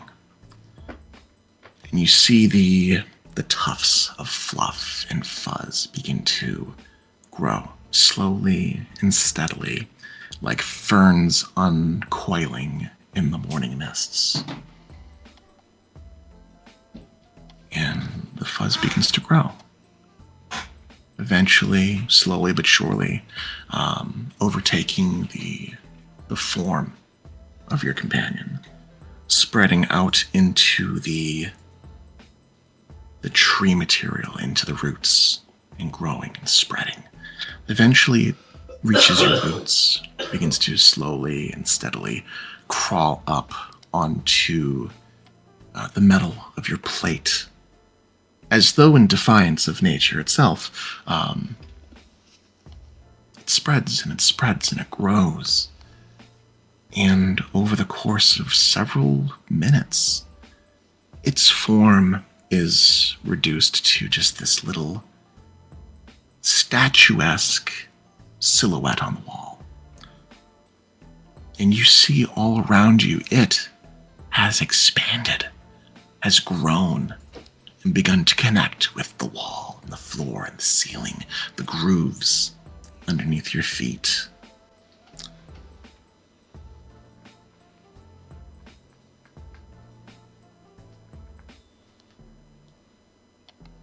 There's a faint, not like quite dust in the air.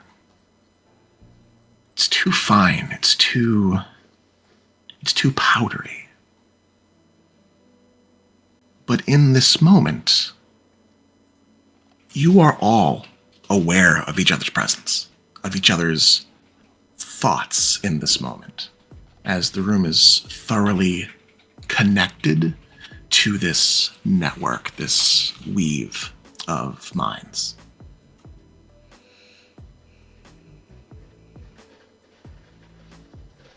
Oh, it did the spore thing. Oh, This would be the second time it happened to Verdi and Vanya. I don't know about Mbanje, but I think this might be the first time for Alina. Or no? I think Alina got spored at one point too. Alina did. Or- That's when she got Oh, it. Oh it yeah, did. Alina was trying not to think about Not a thing. Yeah. girls. Try not to think about anything.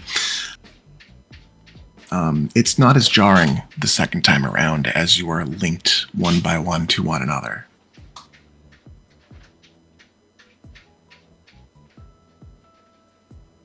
I feel like being one with the universe is Mbanje's natural state of being. Kinda, sorta. The beaded sister bows her head, holding onto her little wilted flower, and as though in a sign of deference, just remains silent for several moments.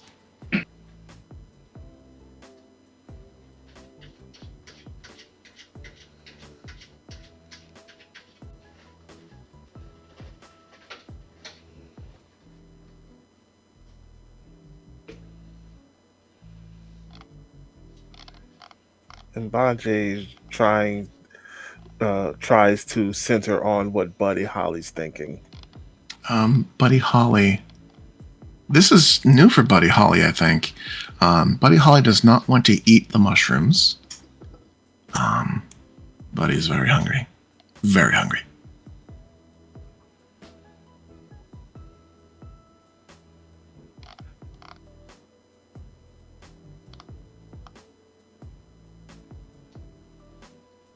You know, they're gonna have to go hunt or purify some of the brains that are around here.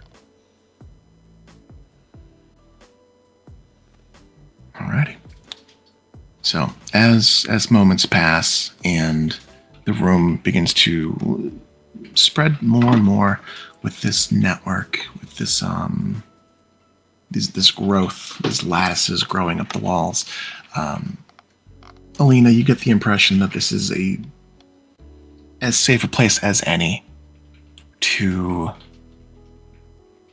rest your ward, your friend down. I will. Well, what's going on in Alina's mind right now as this all goes down? I think it's bittersweet. Like, she knew going into this that this was going to happen, so she's not like heartbroken. It's not a surprise. It gave her plenty of warning to kind of get used to the idea as well. So I think she's glad she did a good job by it, and but at the same time is like, dang, I miss having a little, a little thing around. So yeah, that's where she's at. That checks out. As you ponder these ideas and find yourself kind of just loosely connected, you do feel the presence of the beaded sister kind of in everyone's head right now. It has done well. Mother will connect with it soon. And this place will be known. It is a good day.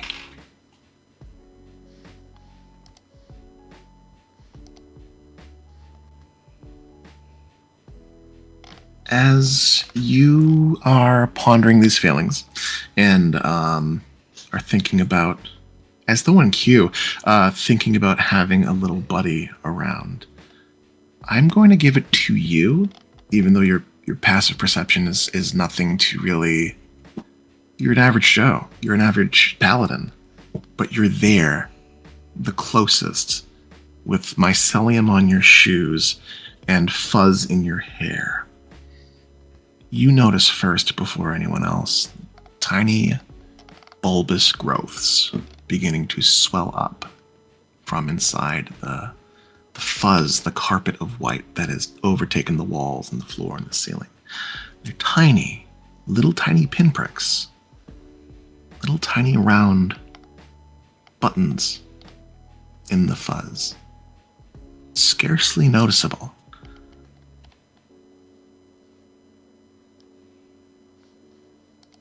Sister, what are those? More. More like you and it. Yes. Would they like to travel too?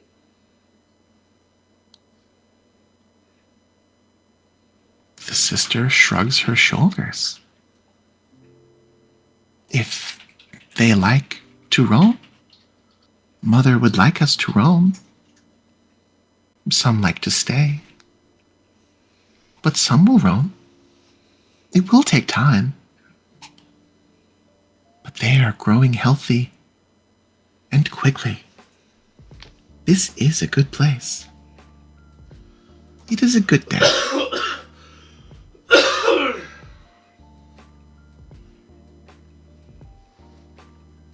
And how long do you think?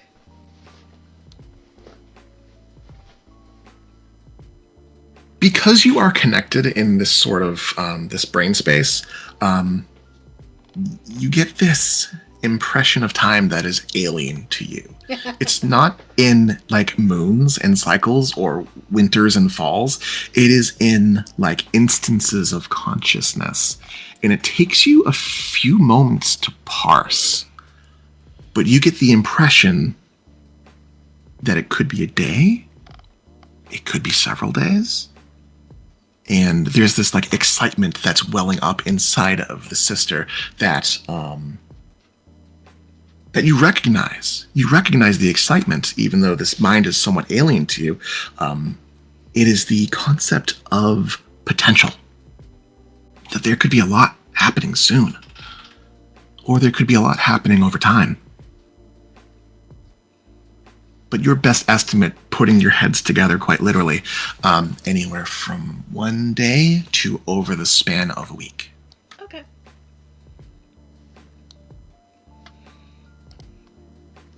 I will have to check back. Make sure that if there is someone here who wants to travel, that I am happy to help.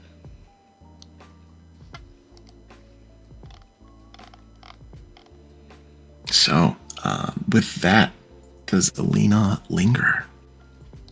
I think she'll linger for a moment, but then she'll get up and start heading out. Excellent. What's everyone else doing? Sambachi's gonna wait around for sister. The sister does seem to linger as long as Alina does. Maybe not in the same headspace of bittersweet. There is like this tiny like twinge of, oh, it was fun. It was interesting, and now it is resting. But soon there will be more. There'll be lots more. So many more. But eventually, that excitement is pushed aside as Sister remembers her own purpose, which is to travel.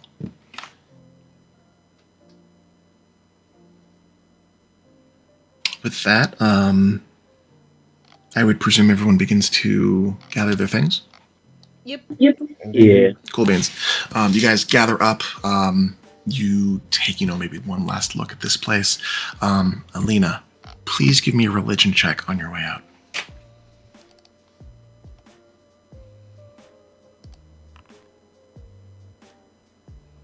I'm gonna use my past lives. Sure. Memory of 1,000 lifetimes. You are not alone in this. There are perhaps others who are interested in what's happening. So you can add a D8 to that.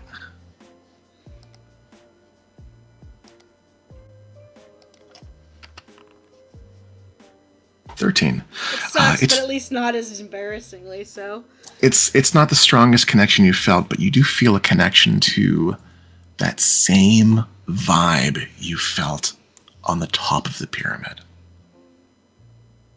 That cool embrace, the idea that there is a path illuminated before you. The feeling of knowing where you're going. Does Zelina speak Sylvan? No. Celestial I and think Draconic. Verdi is going to explain this area to Alina because it is a place of religion and it seems fitting and it makes sense that Alina should know what this place is for and the connection to the moon's tier. Yeah, that works. You give Alina a tour. You point out the glyphs before you go. Just like, hey, there's like some stuff here that might be your wheelhouse. Do you have the description of the inscriptions? Or, well, this is directed to Heather. If you need easy access, it's in the Forum thread. Vanya thread. Oh, I think Moment. we also have access to it in the journals page. Yeah. Yeah. So, in case you need a refresher, I just popped it into chat. It's not going to go to Discord because it's too many characters. fine.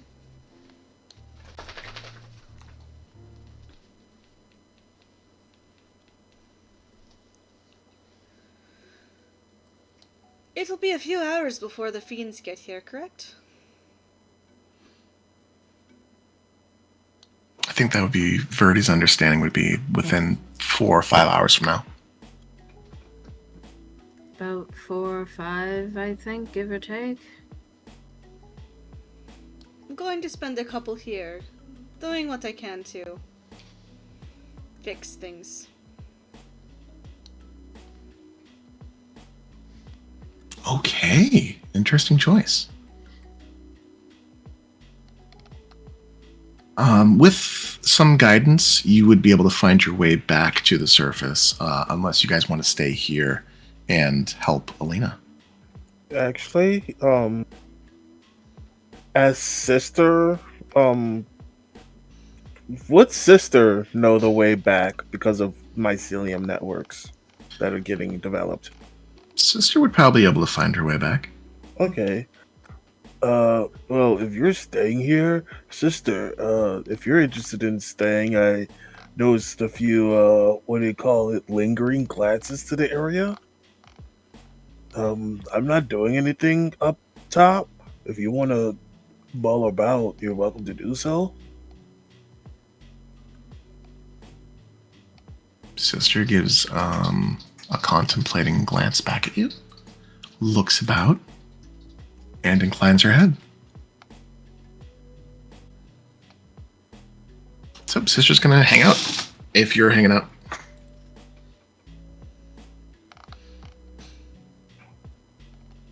And so the distance for us, yeah, just actually hang out with Alina. All right. Well, Alina's like stripping off some of the bulkier bits of her armor and is literally getting to work, like fixing this part of the temple. Oh yeah, there's a lot of broken things here.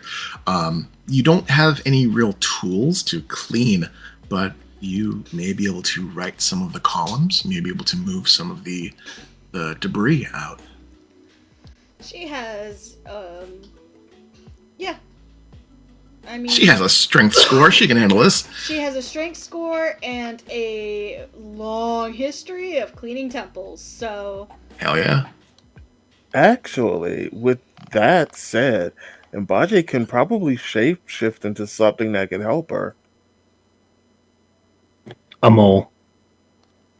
Druid's gonna druid. What are you, level 10 druid? Level 9.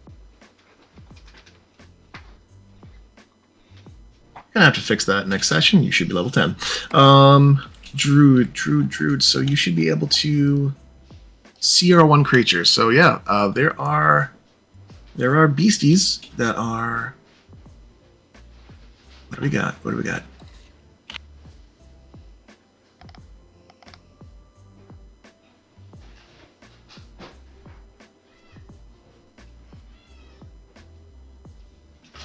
Strength score of. Let's see. Are you looking for just a strong creature? Yeah, something, either a beast of burden or something strong that can help her lift the heavier things. Gotcha. A pile of rocks have moved all over the place. Put a couple rocks on his back, he'll amble over. Yeah, so you could become a beast of burden like an ox or a yak. You could become a very, very large beetle or a very, very large tortoise, a horse, or even, I think there are some large apes that would be available.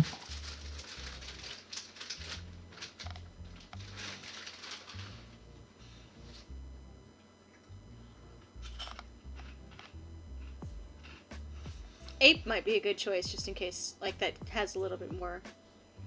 Yeah. Ape's got a strength of 16. It's a medium beast, so it's people sized, but it is a big, tough, medium creature.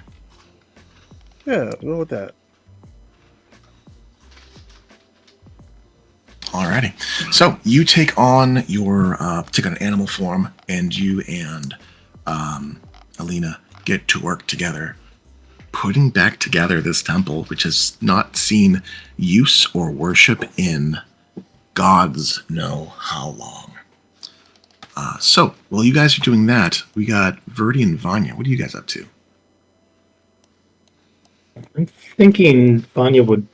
They were on their way back to the surface before. And Before you got sidetracked with the Beetle project and then this project, yeah. Yeah, and this feels more like kind of their kind of thing. Biff and Alina. So unless Verdi wants to do otherwise, Vanya's content to head back to the surface. Yeah, Verdi's fine with going back to the surface, and Verdi wants to talk to Karn about the moon's tier, so. Alright, you guys got business topside. So we'll pull away from Mbanje and Alina, sprucing the place up before the Repo Men come. Verdi and Vanya, you guys head your way topside. During this time, what is everyone else up to?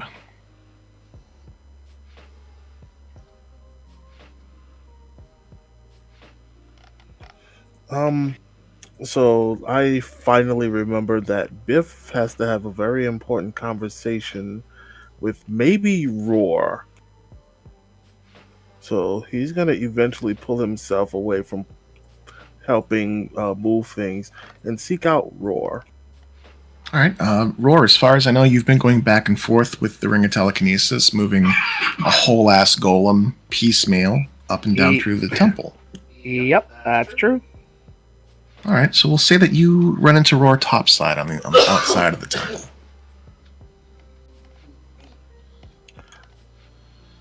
Roar, Biff, know you are doing important thing, but do you have time for a short conversation? Sure.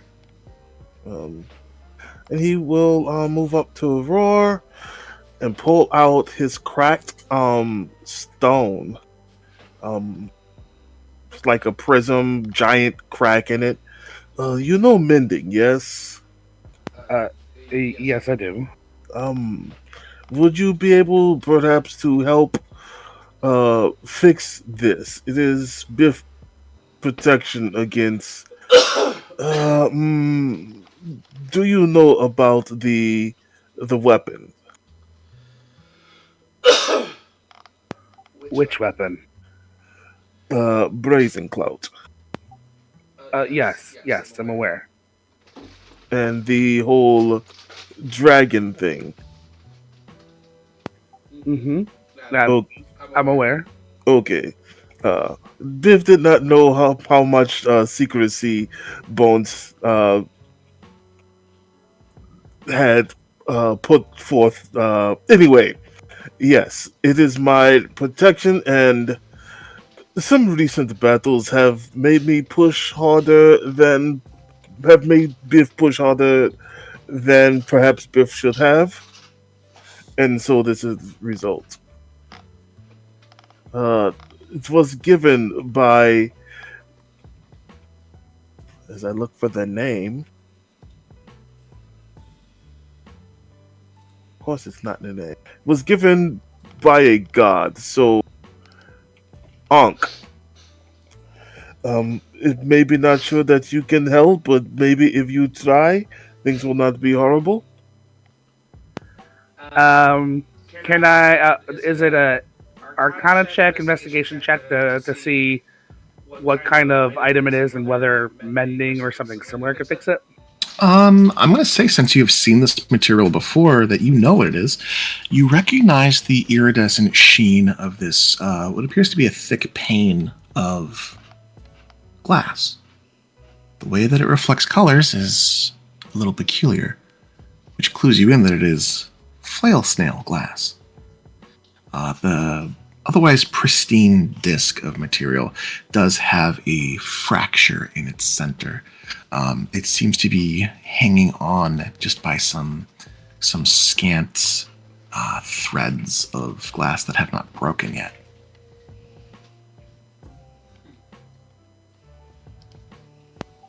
Does it seem like something that mending might be able to fix? You think it might be able to fix it? You're not sure what all this business about gods is, but it should react the same way. Give me an Arcana check.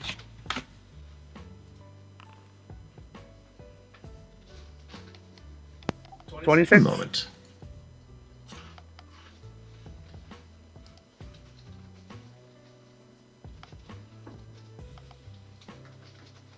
As I consult my notes.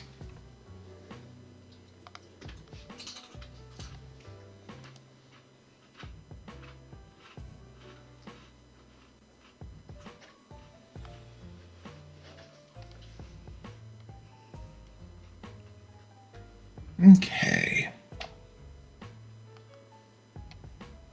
So you know that the shell of the flail snail is impervious to magic, more or less. You know that its glass has a means of absorbing and directing magic. It is sought after for being used as a magical dye for inks, for dyeing magical cloaks. You know that it will react to magic in some way. With a 26, you believe that there is a chance that your mending will go awry. It's a very low chance. But dumping magic into something that is inherently magically available could have some side effects, possibly. You believe that it is within your power to fix this, but there is also a very slim chance that it could be ruined.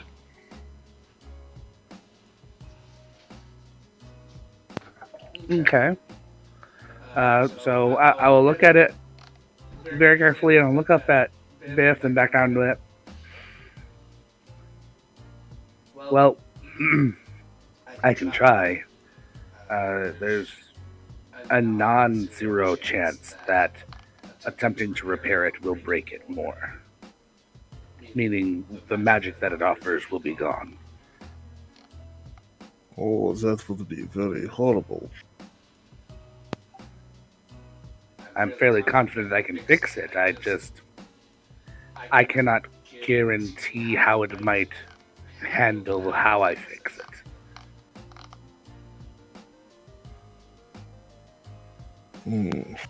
Biff must think about this. It's good to know that you have perhaps the means to do so. Biff did not expect a perfect answer, so Biff thanks you for considering it at all. Oh, you are most welcome. Once we're, ideally, if we don't have to do any major fighting anytime soon, I can try to spend some time planning out a process while when we're back at New Haven and I have a stationary location to work with. Yes, of course. Utmost care and time is needed to make sure thing does not go split in half and everything for me is horrible. All right. Biff is horrible, yes.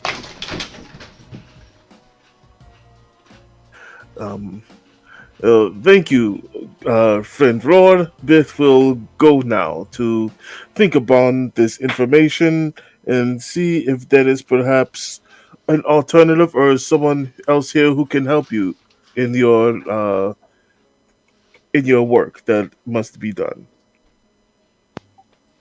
You're most welcome. I give a nod. Okay. Biff, as you go off to meditate and think about this entire situation, I would like you to roll me a wisdom saving throw.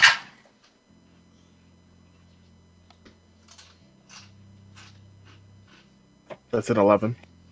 An 11 total? That is correct.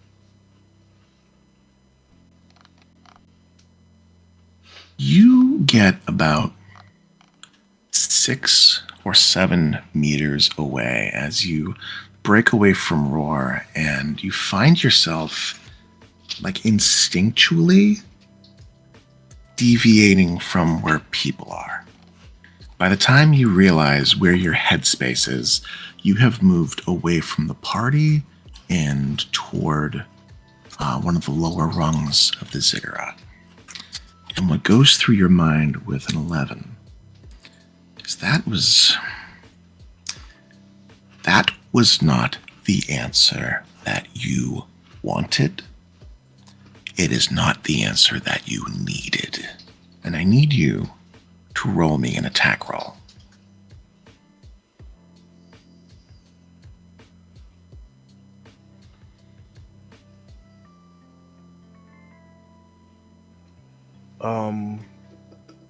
D20 plus proficiency. Plus your, I believe it's your dex, as you have an unarmed strike ability. All right, so 9.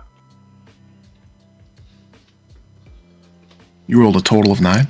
That is correct. Total of 9. Your hand, lightning fast, pounds into the surface of the stone. You don't crack the stone, but you hear a crack. As in that moment,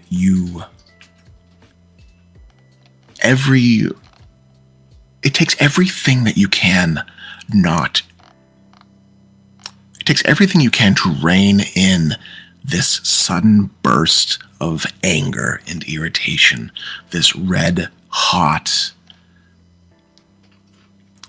being told no, being told that you can't, or that it can't be done, or that there's a safe way to do it, wasn't the answer that you wanted. And so you lash out and you strike your fist against the stone. The stone doesn't crack, but you hear a crack, and a throbbing pain begins to shoot up from your fingertips and into your elbow. You take 2 points of bludgeoning damage. You don't break any bones, but you do dust your knuckles pretty hard. And there and gone in a flash, you feel, with that jolt of pain, you begin to reassert your control and your discipline, and you recognize the outburst for what it is. And you are left identifying a very intrusive, very angry feeling that you have not felt in some time. You are left with your thoughts on that matter. As I understand it, there are several other thoughts, conversations, discussions to be had, but we are approaching 10:30, and the DM is very eepy. So I would like to call game here tonight, if that is okay with everybody. Absolutely. Yeah. Good with me. Okay. I share in the EP, so yes. I share the EP as well. There is time for additional roleplay in the forums, truncated or otherwise, if folks would like to go over other things. Apologize that we did not get to combat tonight. You guys surprised me with some really cool ideas that I wanted to feel my way through, and I do appreciate you for all being fucking role players and keeping things interesting. So again, thank you for play. I will be available for discussion and fixing things, I think. Any bugs that came up tonight, please send my way. I have a sheet that I'm putting together. I've got one thing on it, and I'd like to put more things on it to fix before next session. Sounds cool. Thank you very much for game. Thank you all for playing. I appreciate you all being here.